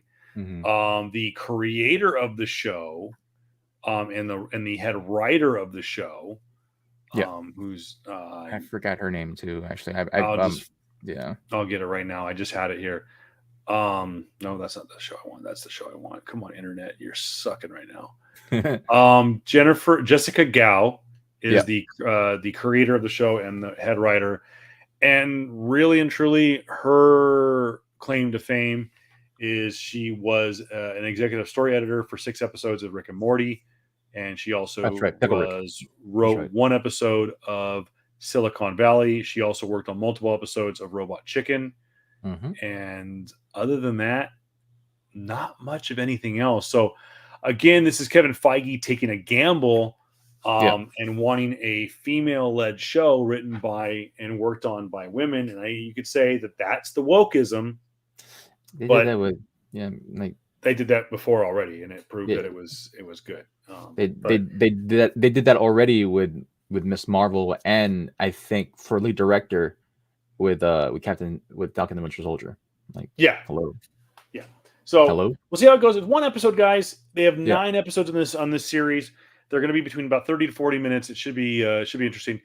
Let's kind of go fast track on this one because I know this next topic is really going to be a thorn in JR's side, and that is DC. We do know that Warner Brothers and Discovery went on a purge spree the last 2 weeks, knocking off 40 different projects off HBO Max. They also announced that HBO Max has been hemorrhaging money, and actually they laid off thousands of employees from the HBO Max platform. Who knew that it took multiple thousands of employees to run a streaming platform on a multi-billion-dollar conglomerate? But then again, what do I know about making television and movies? They also went on a cutting spree of multiple DC projects, including Batgirl, which has a lot of people outraged. I think actually in the long run, I think that's actually going to see the light of day on HBO Max next year under the new streaming service when they merge Discovery Plus and HBO Max. So we had all that going down. They did, however, announce, and we mentioned this on the last show, that they are working on a 10-year plan for the DC Films universe. They also have made that announcement that they are branching off, and they are making a department specifically called DC Films, much like Marvel Studios. They are working on trying to find a, quote, Kevin Feige type person to oversee DC Films. I know the word throwing around was the gentleman who ran the Arrowverse for many, many years. And I'll get his name here in just a second. Greg Berlanti. What is it? Greg Berlanti. Okay. And that's the name thrown around that they want to run DC Films. I'm okay with that. But on top of all of this crap, you have the idiot Ezra Miller, who is the star of one of the most anticipated DC films coming up, and that is, of course, the show just simply known as Flash. We all know it's going to be It's Flashpoint. Flashpoint, yeah. But he basically, to roll it all into a big old freaking ball that we've been talking about for so many months, he's been accused of starting a cult. Simple as that. Yeah. And JR and I had a phone call conversation a couple of weeks ago and said how DC is dead in the water. Absolutely dead in the water if Flash doesn't come out. What the fuck? What are they going to need to do? And do they do this? Shelve it. It's fucking done. It's done. And they're done. And DC dies an unmerciful death. 2, you have Ezra Miller sit at home, and you have Michael Keaton and all the other characters do the press tour and promote the movie without Ezra Miller, without the Flash. That's not good because all they're going to talk about is Ezra Miller. Or you have Ezra Miller go to rehab and get help. And I'm using finger quotes for those of you listening to us later. And I think about 2 days after JR made those comments about getting help, he is in rehab, getting help. But what the actual ass? Fuck Zack Snyder. Ezra Miller, what are you doing? I mean, you have Hollywood by the balls. He's a good-looking dude. He's a halfway decent actor. He's playing one of the top 5 DC characters in their franchise. Mm-hmm. And he wants to chase 16-year-olds. What are you doing? And he wants to get in fight with locals. I've learned this, and Jared can back me up this as a what do they call a POC, person of color, but POC. Yeah. Asian person of color. Asian person. Yeah. APOC. Yeah. Is part of that is the Hawaiian Islands. Is rule number 1 of going to Hawaii. Okay, just don't fuck with locals. Yeah. As simple as that. Here's the thing. No, finish your thought. I'll jump in. No, he's an idiot. But you had a more. I'm here for the craziness. You're more eloquent than I am. You and I have shared this opinion. We're like a father shaking our head at a child, and we just like, what do you want me to do with? What am I supposed to do with this? Here's the okay. Let me just jump in this here.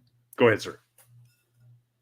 If I was one of the people that Ezra Miller terrorized at any of the absolute great word for it, though, by the way. Yeah, at any of the local establishments, right? Here's I know that he wasn't at an actual local spot. He's still living. That's how I know for a damn sure. If you go to Hawaii and you go to an actual local bar, and you say some shit and you're not in a scrap 3 seconds after that, you're not at a local spot. 100% you're not a local spot. Even if you're fucking Ezra Miller. If he was me, I know if he did that shit to me and I was a local bar, and he said some wildin' shit like that, dude, bro, I would have gave him the ass beating his parents should have gave him. He'd be waking up in time to hear Christmas. He would be the Karen. He would be definitely the white Karen afterwards, saying all this violent shit, get his ass beat, go, oh my god, I can't believe they did this to me. Police officers, you need to arrest this man. Like, he would be that guy. Like, the amount of violent I just harking back, dude, the Ezra Miller and even to a certain case Amber Heard regard to DC. I harken back to the point where, like, when DC was on its shit, right? When they finally when Nolan was taken over, right? When DC had, Dark or Batman Begins, and Marvel was slowly coming up, and they announced RDJ, and there was some rumblings from DC fans saying, "Oh, you got the fucking alcoholic prisoner. You got that guy, really? Oh, burning to the ground. Now you're really scraping the bottom of the barrel there, Marvel, right?" I remember those comments being said all those years back. And now I harken back to this. The most problematic fucking guy, people, right?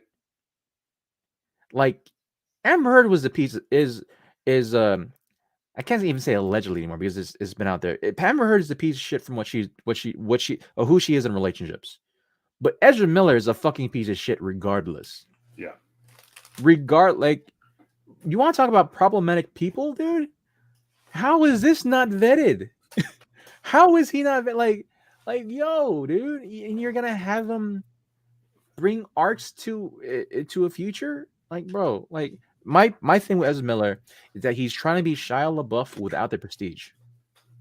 Yeah, he was nobody. He's trying to be Shia LaBeouf. Yeah, he's trying to be Shia LaBeouf, other than Percy being Wallflower, right? Which I actually enjoyed him in that movie. He was younger, and Emma Watson was there, so that movie overall was great. But, like, other than that, man, he's like, he's kind of like, he hasn't really been in anything. He's trying to be the Shia LaBeouf without the prestige and without the actual, dedication to acting. Like, but he's just going off on this weird wild shit. Yes, he has problems, obviously, but when those problems stop being from internalizing to you and going into other people, like going into someone's fucking house and terrorizing them and threatening them, like, yo, dude, you need your ass beat. 100% you need your ass beat.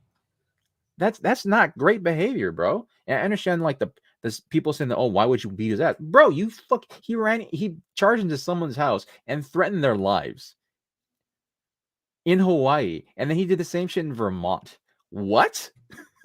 And then after that, he puts out this fucking faux pas apology by saying that I apologize to anyone who saw my actions, whatever. Right? I'm getting help now. I'm like, bullshit, fucking bullshit, homie. That's like, yo, man, that is weird, cringe shit, dude, that you put out. And I don't know, it's just this whole transgression of events that DC has currently shot themselves in the foot for, man. The biggest one that to this fucking day I will say is having Zack Snyder head this whole fucking thing. It shouldn't have been the case. Zack Snyder should have just been a director for Superman, and that is it. That was my opinion. If you really wanted someone to house everything and to really buy somebody, you should have bought Nolan. Honestly, the Nolan brothers. Pay both of them. Say, hey, give us an outline for whatever DC movies you that can be put out. I know you're not really about that, but at least give us a good outline to see what it looks like. What's your opinion about all this shit? Because one, Nolan saved the DC. Nolan saved DC. You can't. Batman. No, the Nolan verse, that should say it right there. Yeah. 3 movies and he has a universe. Yep. And with what he wanted to accomplish with Man of Steel with Zack Snyder, because he wasn't going to he just didn't want to direct a Superman movie, but he wanted to be involved. Yeah. And Man of Steel has taken some time for me to warm up to, and I'm a big Superman fan. And, I like Henry Cavill. I hope he comes back as the Man of Steel. By the way, it was announced earlier this week that both him and Idris Elba have passed on 007. Yep. So I'm wondering if maybe Idris is going to be coming back to the Marvel Universe as Heimdall, and Henry Cavill is going to be coming back as the Man of Steel. I agree with you. I think they should have kept it to just Zack Snyder do Man of Steel, and I think he did a halfway decent job with it. BVS. The other thing too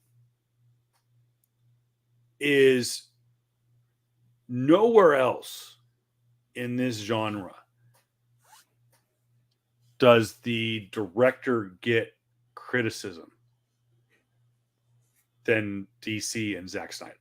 Mm-hmm. And I think a lot of it have to do with the fact that Zack Snyder was the director, and he was the director of the movie, and he was Kevin Feige.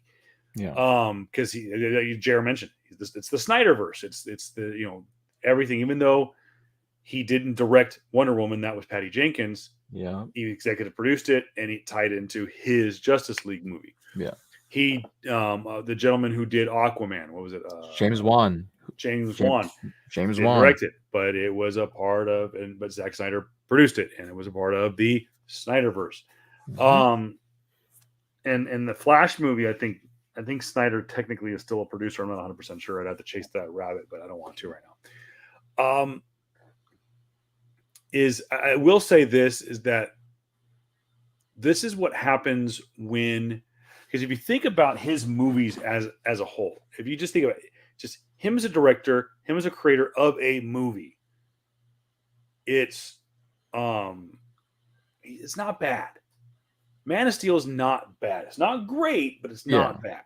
Yeah, it's a. But if you let somebody else do BVS, and I know the BVS was supposed to be a Superman sequel, but it technically wasn't. It was like its own standalone movie. It was more so a Batman movie a little bit than it was a Superman movie, especially with the way it started.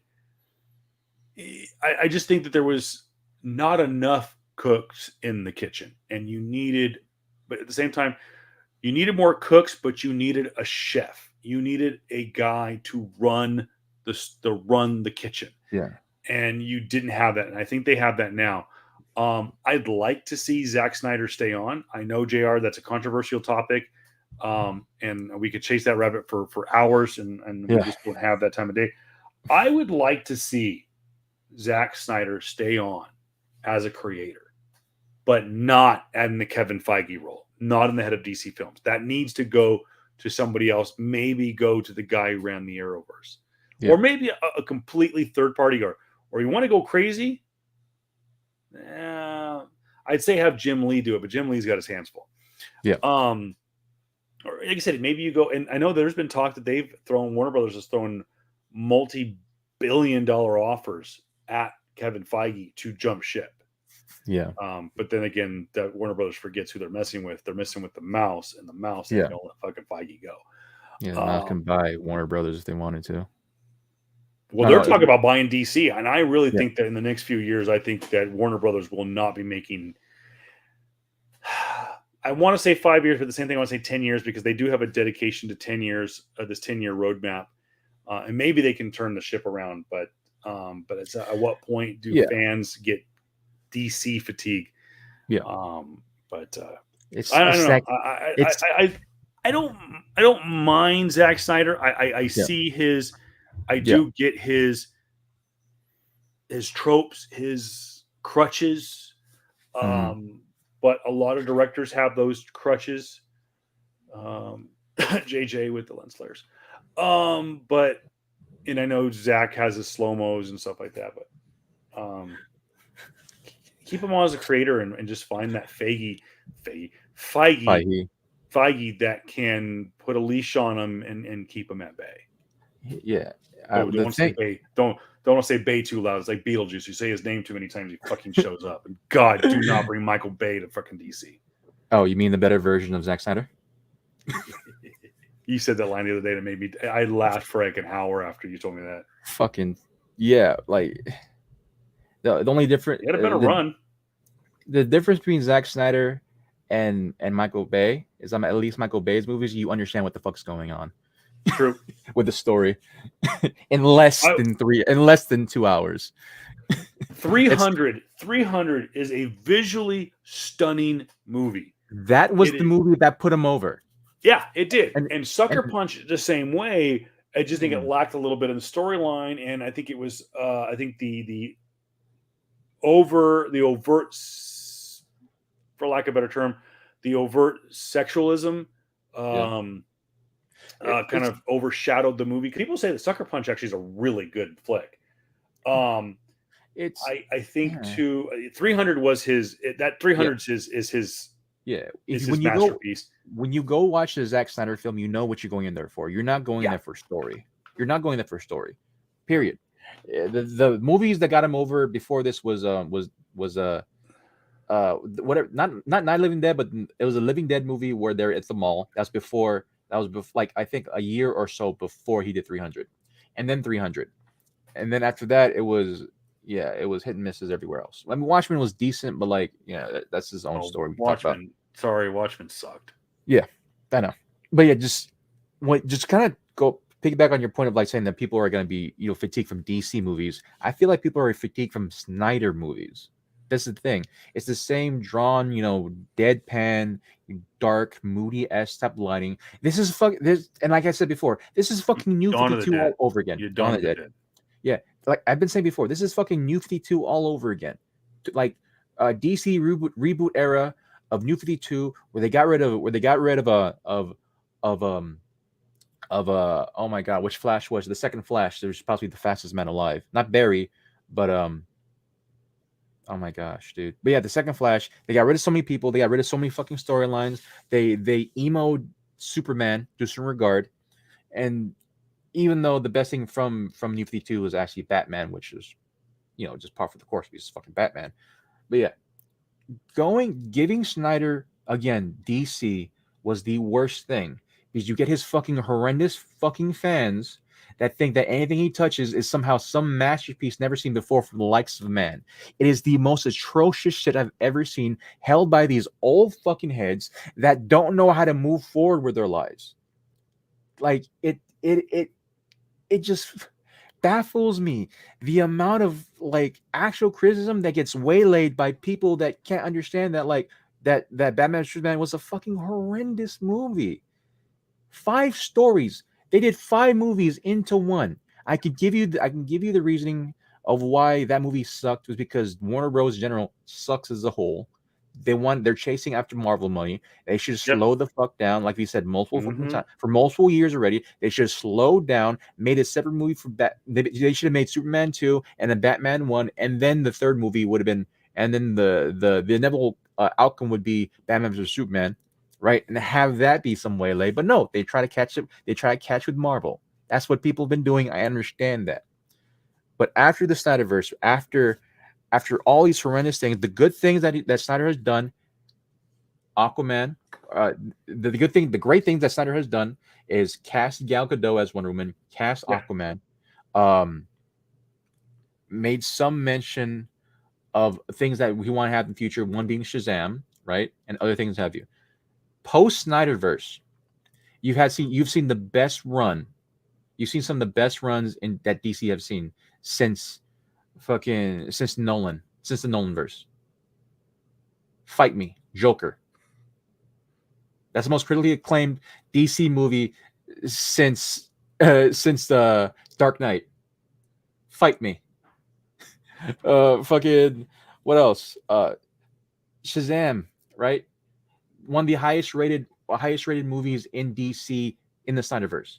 People say, "Oh, it's so fucking kiddie." Well, yeah, that's what happens when you have a lighthearted DC movie that isn't all dark and sour and black and dark colors, dark and gray. That's all Snyderverse movies are, dark and gray. Black Adam coming out, The Batman, one of the most visually amazing movies that DC has done, because one, Matt Reeves is an amazing director. Hello, come on now. Birds of Prey was a hit and miss. People like Birds of Prey. I personally dislike it because what they fucking did to one of my characters that I love. We've seen this. We've talked about this before. In the actual Batgirl, and so yeah, and of course the best-selling movie in DC during the Snyderverse time frame, Aquaman. Yeah, that movie did $1 billion. I gotta rewatch that. 1.1 billion. As corny as that fucking movie was, James Wan behind that movie and saying, "Nah, I got it. I'll take care of it." The guy who has been a long head run of Fast and Furious movies made the first $1 billion DC movie after Nolanverse. Yeah. And then Suicide Squad. James Gunn. And quite honestly, right now, I'll say it, the best DC, or the best one of the best, or if not the best TV shows for superheroes or superhero related genre, Peacemaker. That was such an underrated show. John Cena did a great job. Peacemaker. Better, I would say, better than majority of Disney Plus shows, right? Disney Plus superhero Marvel shows right now. Yeah, I would say I could put up there, simple having thing is this. rewatched it, WandaVision, Falcon and Winter Soldier, Loki were probably has been the top three. What If was pretty good, but yeah, Peacemaker's pretty damn good. Reason why? Totality of character. Yeah. Something that yet any of the Disney Plus shows have done. They try to aim for it, but again, they don't stick the landing, like we've been saying, like what we have been fucking saying. I'm so tired, dude, of these weird ass fucking fan wars. How people have to stick to their side of whatever fucking placeholders on their fucking heads, and to stick these weird ass fucking sides, dude. I've had so many fucking people call me like a Disney fucking shill, bro. Like, bro, I'll be honest, man. You know who's been rocking it the last 2 years for better movies and better content? WB. You know who you want to go with, right? With learning how to deal with doing movies and shows with proper protocols. WB 2020. What came out in that film? What came out in that year for WB? Dune. Dune. Phase 4 has been pretty trash because of COVID. I'll give you that. Because of COVID. Dune, better than most of those movies on Disney's list. Dune. Well, my favorite movie of 2020. Yeah, and we will see what Phase 5 has in store. We know that Phase 4 will wrap up here in the next. We'll wrap up, I believe, with Wakanda. Wakanda Forever. Wakanda Forever. Yeah. Just kind of wrapping things up. We talked about Kevin Feige. They're looking for their leader. Yeah. Which I hope they go with him. I really do hope they go with him.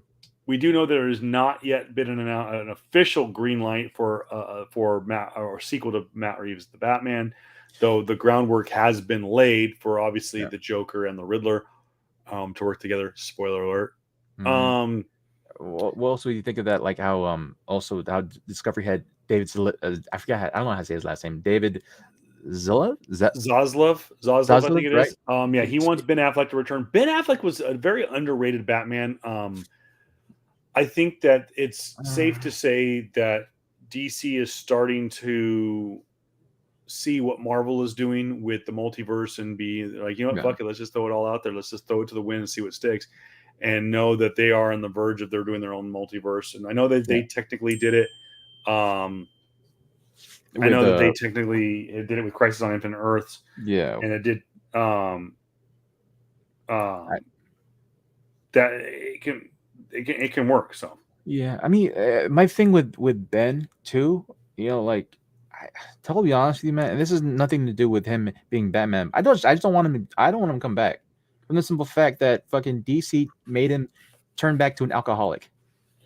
Yeah, and I think a lot of it has to do with as good as Matt Reeves did with the Batman. I would have liked to have seen what he would have done maybe with the Arkham Asylum storyline. So like if like DC costs Ben Affleck, his falling into alcoholism and his marriage. Yeah. No, I don't want him to come back. I don't want him to go through this fucking trauma again. Fuck that. I think he's in a different place too now. I think that there's not a lot.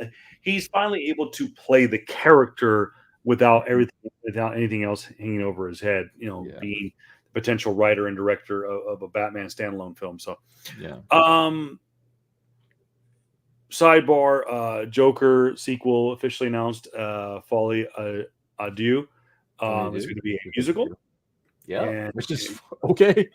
It'll bring Joaquin Phoenix back as the lead character, as the Joker, and obviously the big story is Lady Gaga is going to be in it to play Harley Quinn. Yeah, that'll be interesting.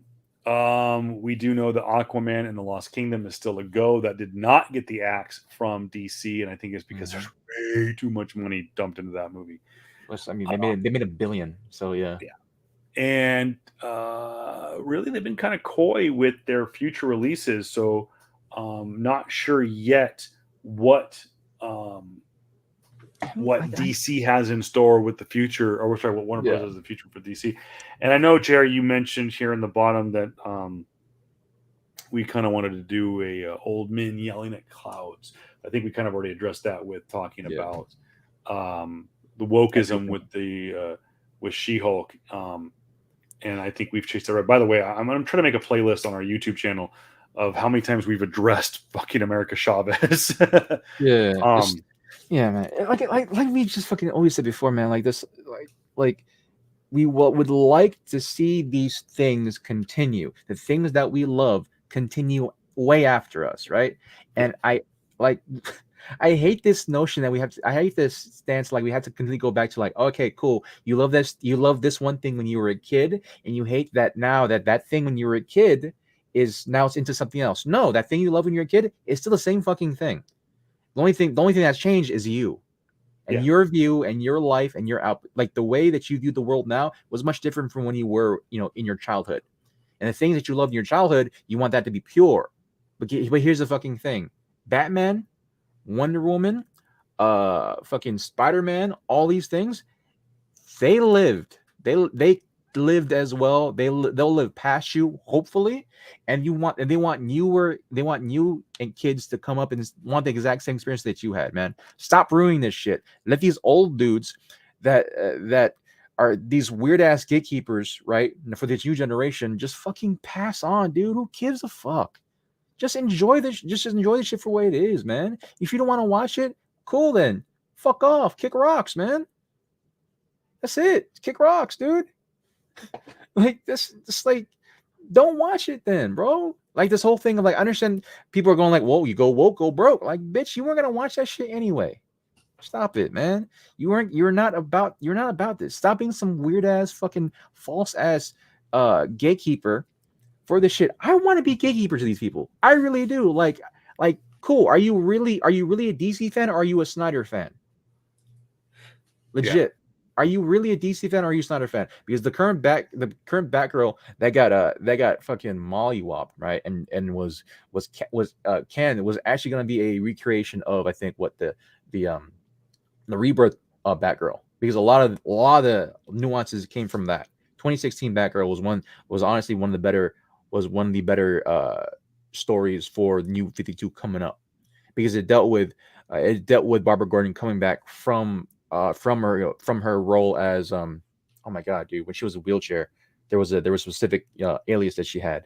I forgot the name, but yeah, she healed up, she's better, and then it came from that story where she was gonna go with the other Birds of Prey. Like, do you know that story? If not, like, you're a fucking Snyder fan, dude. Same thing with all these people that hate on Kamala Khan, that hate on America Chavez. It ain't for you. If it's not for you, cool, man. Let it go. Because if not, dude, you're gonna be one of these old men yelling at clouds. We're gonna be old men. I love that line. Dude, we're old men yelling at y'all. Like, dude, if y'all keep on fucking agitating this shit, guess what? It's gonna go. Like, all this Marvel, all these superhero movies are gonna just stop being made. That's it. It's like I said, it's the Kevin Smith approach. He made that comment near Comic-Con. I've quoted it multiple times that he said, yep. You know, it may not be for you, but don't hate on it. Just walk away from it. Don't feel like you have to comment on everything. Yeah. I mean, that's bring on we some sit other here. shit. We sit here and the whole premise of this podcast in some cases is to do just that, but we don't really try to hate on anything except for people that need to be hated on. So yeah. Let us know in the comments below. 100%. Sorry to cut you off again, man, but like, and I understand the argument by saying like, well, Jay, you just fucking argued about Zack Snyder for the last 20-30 minutes. Yeah, because he fucking deserved it. Yeah. He fucking deserved, like, dude. There's just some cases where it's warranted. He hijacked all of DC for stupid bullshit. Yeah, I'm a huge DC fan. Yeah, I'm mad. Plenty of comments in the plenty of questions to answer in the comments below. I posted them on both our YouTube, Twitch, and Facebook pages. For those of you who are just joining us, you can see them below. Questions to be answered. What are your thoughts on the Triple H running WWE creative? What are your thoughts? Who would you cast as Johnny Blaze, aka Ghost Rider, in the Marvel Cinematic Universe? It's just, again, some of the questions to kind of chew on for the next week. What role do you want Giancarlo Esposito to play in the Marvel Cinematic Universe? Should WB release the Flash movie in theaters or straight to HBO Max, or not at all? And of course, who would you choose to run DC films in the quote Feige role going forward? JR, I know that this was not in the in the rundown, but I would be remiss if I didn't get a flex pool on the show. One of the reasons why we were unable to record last week was I had to head out of town to go pick up my kids in Oceanside. My parents were watching them for a week, and it was also my birthday. So I decided to head to the magical place on Earth is in Orlando. The happiest place on earth is in Anaheim, California. And I went to downtown Disney to visit the Star Wars Trading Post. And of course, the Star Wars Trading Post is in downtown Disney. It took over where the Rainforest Cafe used to be. And they are selling bits and pieces of wares from around Galaxy's Edge, from around Batuu, so to speak, including from Doc Ondar's, from the Droid Depot, from the Creature Shop, from the Resistance, the First Order Shop, a little bit of everything from around Batuu and Galaxy's Edge. So I decided to splurge on myself for my birthday, much to the chagrin of my wife. One of the reasons why I'm not able to buy that book from JR right now. But I bought something that I wanted to add to my collection. I kind of got into the replica market. And as you can see right there over my my left shoulder, I have the Ahsoka Padawan blades. much to the chagrin of JR. Let's see if I can get my girl shot. Right there. There you go. See the beauties right there hanging on my wall, along with my David Mack prints and stuff like that. Damn it. Was that David Mack? No, the one. What's the David Mack? The one. The one. That's David Mack right there. Yeah, but the one above that is Jessica Jones.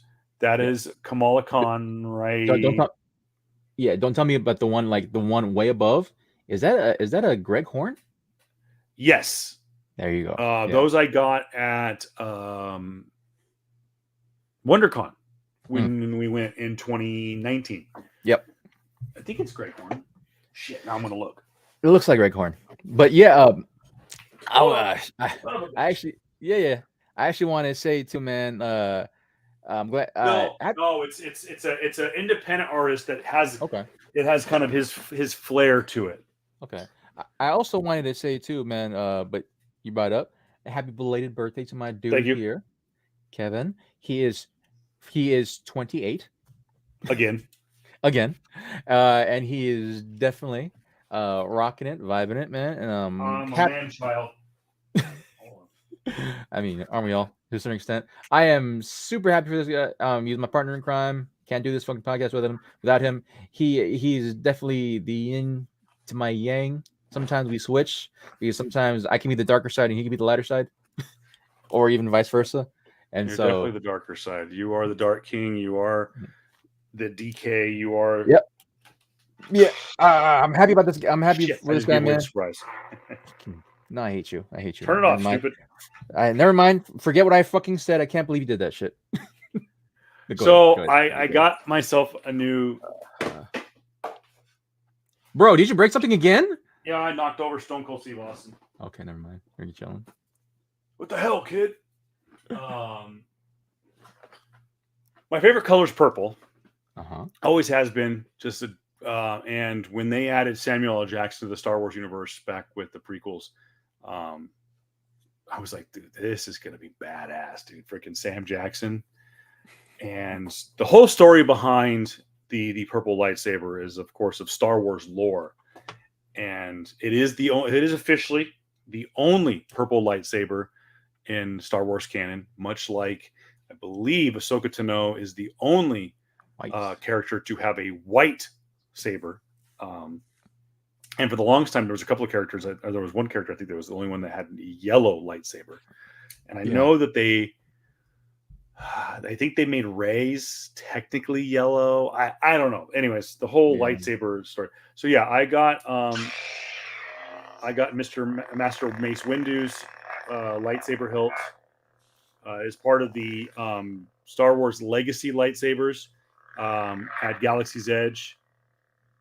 And I know it's not the camera doesn't do it justice, so I'll bring it kind of close to my skin there. It is purple. And I will say this was probably one of the better deals. A little over $200. You get the hilt, the blade, a clip, and you get a stand. Comes in a really nice box, and I was pretty happy with the purchase. My wife wasn't. She saw the credit card transaction, but I'm still pretty happy with the Ahsoka blades. I've been trying to get my hands on the Ahsoka Jedi robes from Galaxy's Edge. I know I'm gonna have to sell my blades to afford that.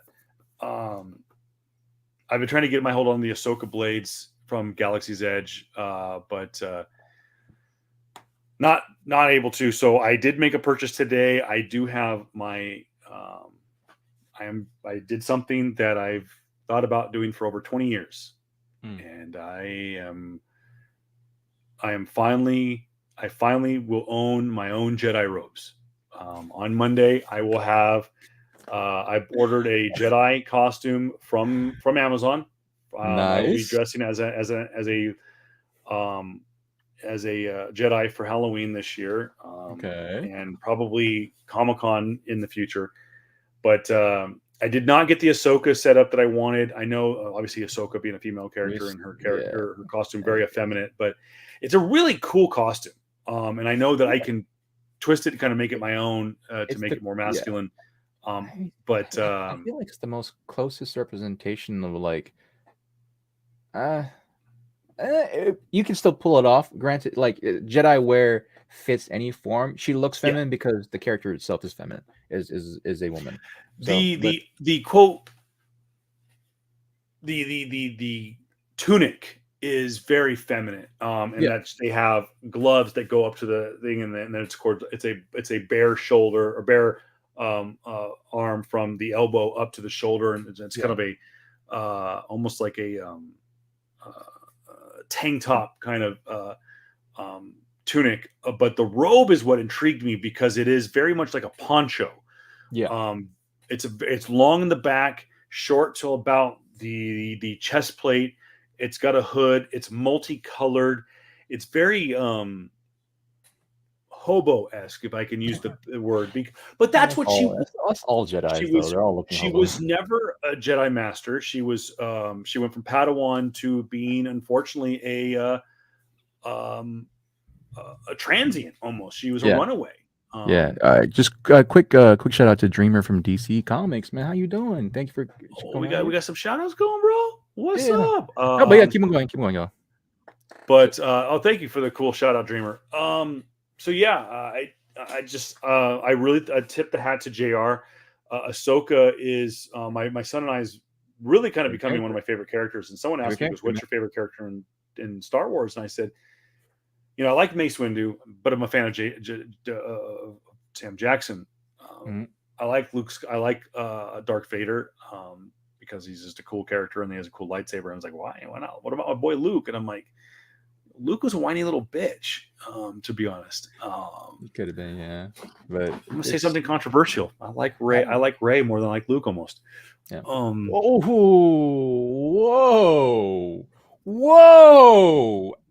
Ow! Granted, Rage is basically a carbon copy of a Luke to a certain extent, but and you know what I really do? I loved Ewan McGregor as Obi-Wan. Loved Qui-Gon Jinn in Phantom Menace. Loved Ray Park as Darth Maul in Phantom Menace. The dude just understood the character. And I like Yoda. He's Yoda. But Mace Windu was a very unique character, very much like Ahsoka. And I'm kind of jumping on the Sam Jackson bandwagon. Is I'd like to see some tribute done to Mace. I think that an extension of how, and it's tough. You're asking it's tough to ask a nearly 70-year-old man to play a potentially 20-something-year-old character. I know what you mean, Dreamer. Like I said, it's controversial, but Luke, come on. I just want to go to town and buy some power converters. He was a whiny little bitch in New Hope. He was a badass in Return. He was still kind of a whiner in Empire. And I don't like how they portrayed him. One of my least favorite scenes. Okay, my favorite scene in the entire franchise is Luke in the Binary Sunset. Okay, by far best scene in the entire franchise. The worst scene in the entire franchise is him throwing the lightsaber over his shoulder and walking off. Don't fucking tell me. We don't talk about Last Jedi. That piece of. He is iconic, Dreamer. You're absolutely right. He is iconic, but there is no one more iconic than Darth Vader. Luke Skywalker does not make a list of the most iconic protagonist in movie history. Darth Vader is the top of the list of almost every antagonist movie list in Hollywood. Hey, Dream, just let him continue. Let him continue to dig his grave, dude. Just let him continue to dig this grave, and then when you ask a Star Wars fan who's their favorite character, and you say a guy, when someone's like me says Darth Vader, and they go, "What about my boy Luke?" It's Darth Vader. It's James Earl Jones doing the voice. I mean, it's just, it's iconic. So, but anyways, I digress. I get it. No, I appreciate the the Christmas or the birthday present from myself. Thank you, Kevin. You're welcome, Kevin. And now the challenge, JR, and I will leave this to the audience, is when it comes time for me to dress in my Halloween costume, what set of lightsabers do I go with? Ooh, well, do I go with the beautiful gold and silver Mace Windu lightsaber and a single blade? Are you going for the duels? Or do I go with the dual blades? Albeit, if you notice there in the background, they are the traditional Padawan blades, very simplistic blades of Ahsoka Tano. So let me know in the comments below what I should do for my Halloween costume. Do I go with the single blade, the purple blade of Mace Windu, or do I go with the dual blades? And again, mind you, look at them. It's the 36-inch blade and the 26-inch blade. So it's the dual, very screen accurate. Ahsoka did not have even blades. My man. I'm going to dress up in Dream Boy from DC Comics. Man. Okay, so Dreamer says go with the dual blades. I agree with you. I think it'd be kind of badass. I do have to get a new sheath, though. I have to get a second sheath to hold the two blades. I definitely missed out on on Ahsoka's current duels, because you know how they curved in. Those are fucking amazing, man. I missed out on the Rebels blades. I saw one online. My wife I would be divorced right now if I would have bought them. They were about $500. I'll be mad at you, man. What's that? I'll be mad at you, bro. You should have bought my thing. I would have bought them. But I know if I buy that comic book off JR right now, he's going online going Ahsoka Tano lightsabers, just a fucking piss off. 100%. Just but it's in a beautiful set. It's the curved blades that JR's talking about that she makes.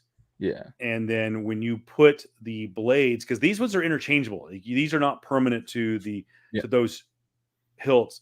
I put those ones in the new blades, and they turn white. And of course, we've talked about that story about JR has given us the history lesson of Ahsoka Tano. But again, I have been bitten by the bug. If anybody is an Ahsoka fan, has watched Rosario Dawson's version of Ahsoka in Mandalorian, and is anxious to see her return in her own show next year, go watch Clone Wars. Go and watch Rebels. She's fantastic. So. Just real quick though, current question. Also what's up? Shout out to Hunter 510. What we talking about? I know it's been a little bit. We were talking about DC. We're talking about a little other stuff. Prior to this, man, we talked about 2 hours now. But what's up to Hunter 510 from Twitch? Dreamer, what's your favorite video game characters and movies? Man, I think we've got this before, but for me, favorite video game character as of late still has to go with. I can't say all time, but one of my favorite characters as of recent memory would be Joel and Ellie from Last of Us. They're going to be in an HBO movie soon. Yep. Overall, though, I also love Nate from Uncharted video games. Favorite movie character? That's a tough one. I got to get back to you on that one, man. Video game for me, probably, and pardon me if I don't remember it, but I would be the lead character from Grand Theft Auto 3. Just guy's name. Yeah. Grand Theft Auto 3 was a fantastic video game. Grand Theft Auto 5 was a lot. It was a lot. But Grand Theft Auto 3 was a solid movie game. But I would have to go with Master Chief from Halo. Halo took a lot for me to warm up to. Matter of fact, I used to review games for a friend of mine who worked at GameStop, and he didn't know as much about video games as I did. And he would have me come in, review games and game systems. And I gave the original Halo and the original Xbox a failing grade. I thought it was shit. I thought the old football controller was one of the worst controllers ever designed. But Halo grew on me. Played the game. I played the storyline. Master Chief is a great character, and I actually like the TV show. So, wow, that is interesting to say. I've heard some different comments. Granted, I haven't watched the Halo show yet. I plan to, man. But like, I don't know, like favorite movie character. Yeah, that's a tough one. I'm going to stick nerdy. Okay. Because I think the actor can play anything. Mm-hmm. I'm going to say Han Solo and Indiana Jones.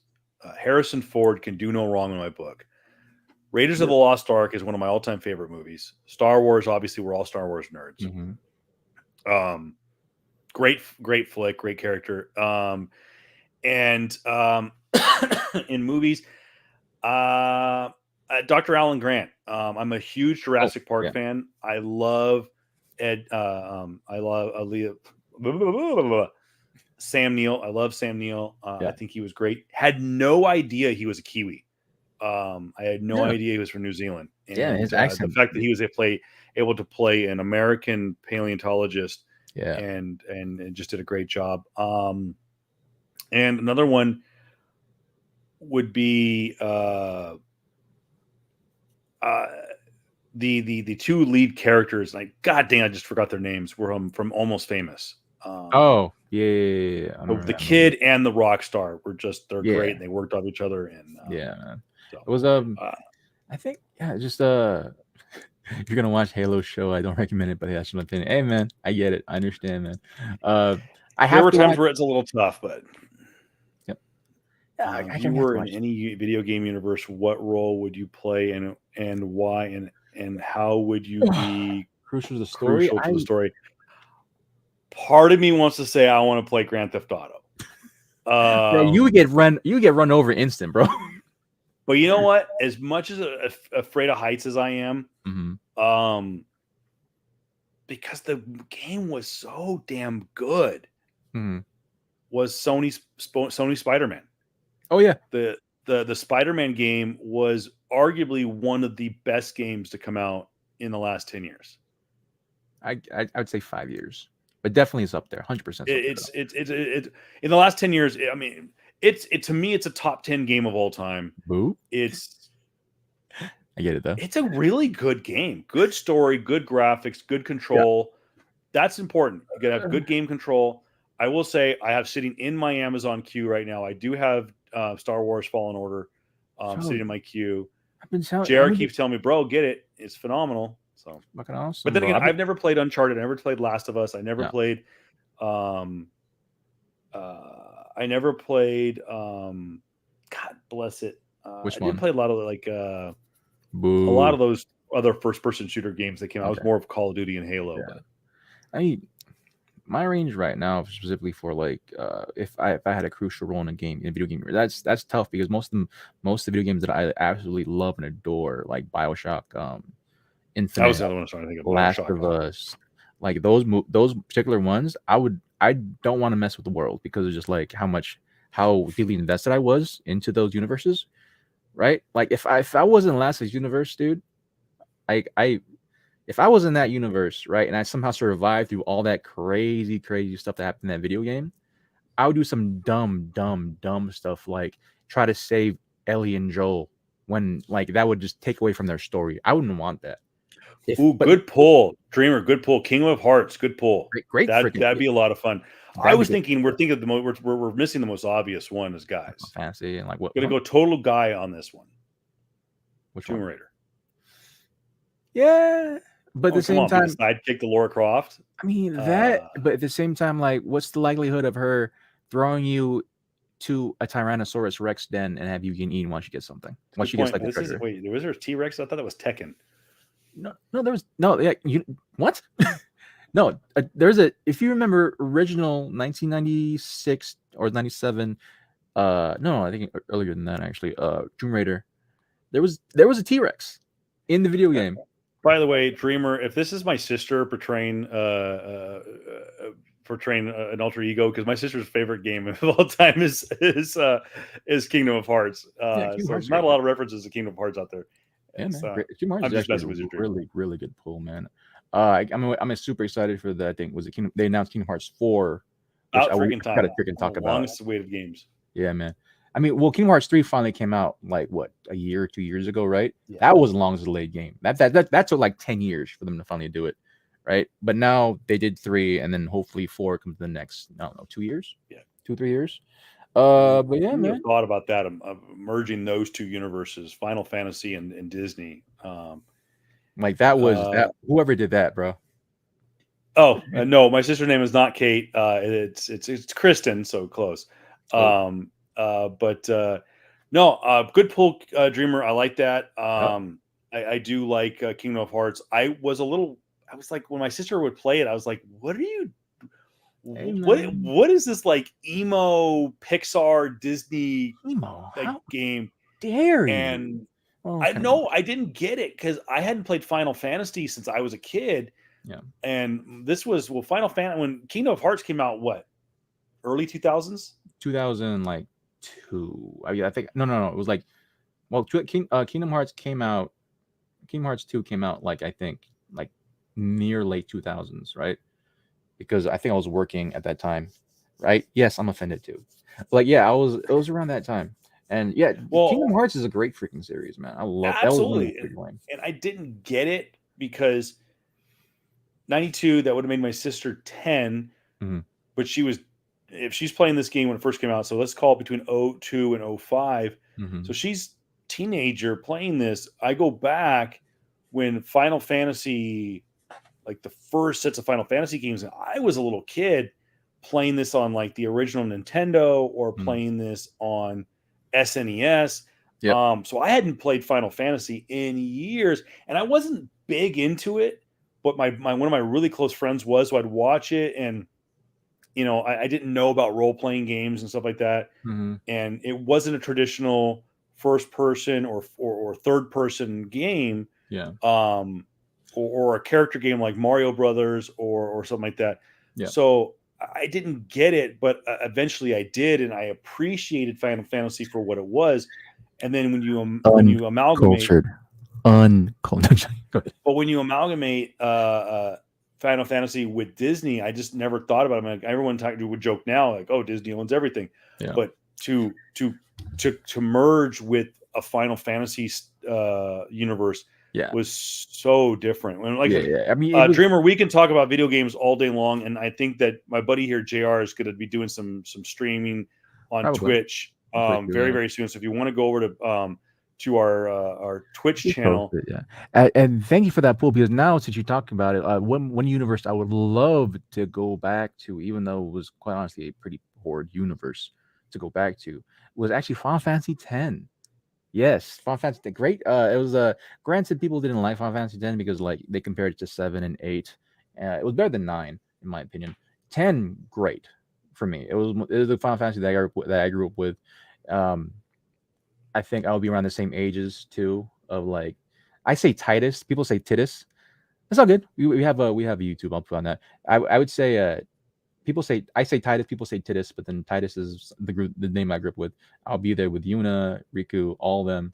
Yeah, I'll be in that. I would just try to help out as much as I possibly can to fight up against Sin and Unaleska and all of them, man. But yeah, I would love to be in that Final Fantasy X universe. One, just for the simple fact that like they're pulling from like a Polynesian / like South Pacific Islander like history, or like at least some type of like showcase, because hey, Pacific Islander.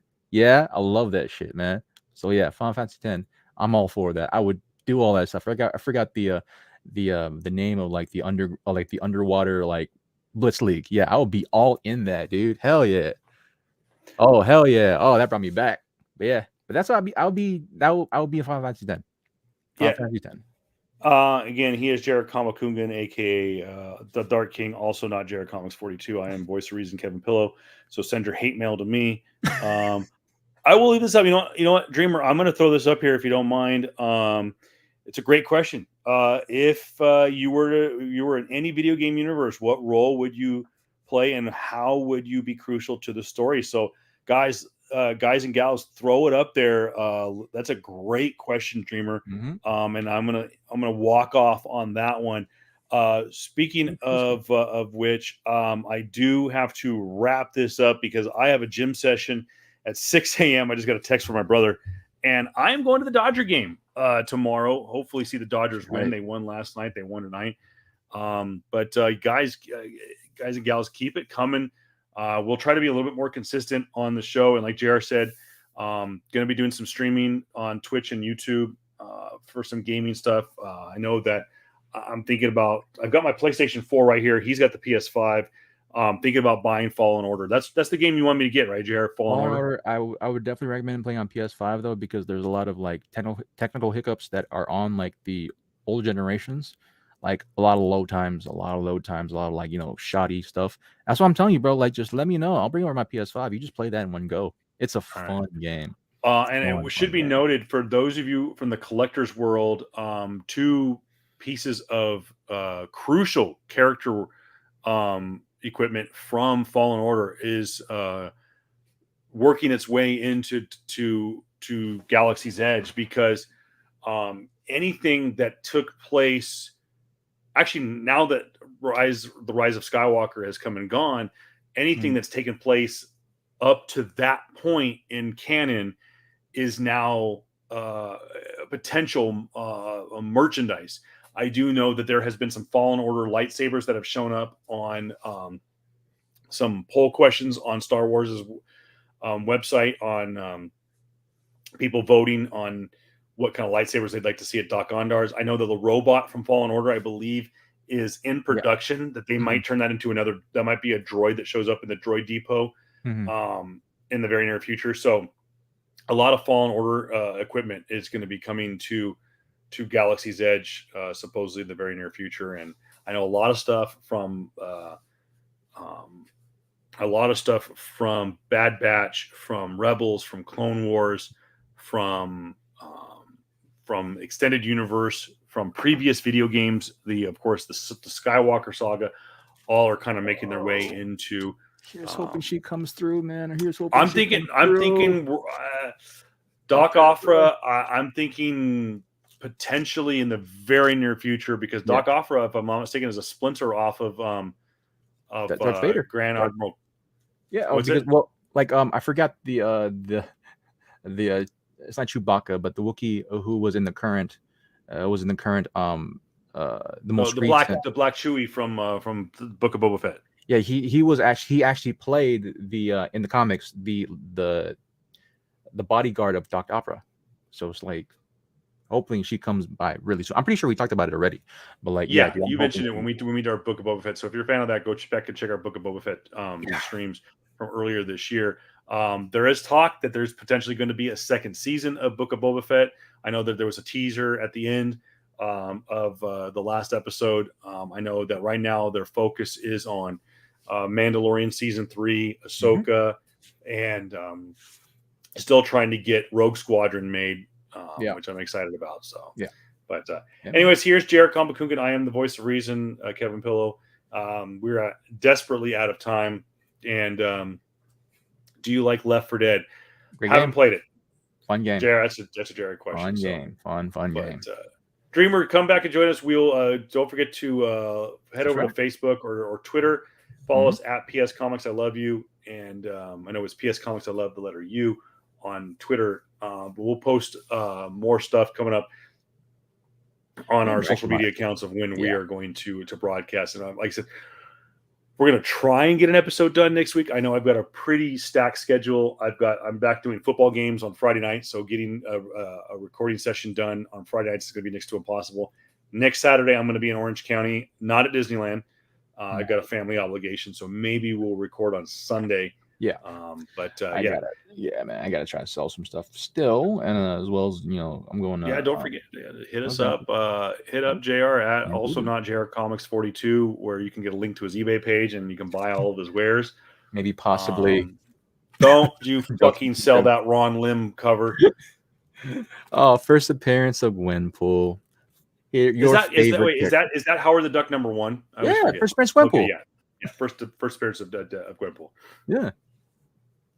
Great series. By the way, anybody who's a comic book collector out there and you want to get back into comics, I highly recommend getting into Gwenpool and start with Howard the Duck #1. I think she appears in Howard the Duck. It's volume 5, issues 1, 2, and 3.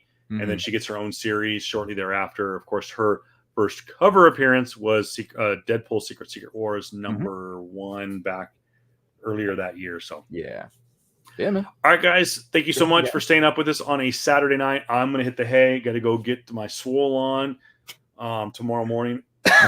And Go eat again. yeah, Jared's gonna go eat. Dude's a freaking beast. So cool. All right, guys. Have a great night. Talk to you later. Peace. End broadcast. Hit the button, Kevin. Jeez.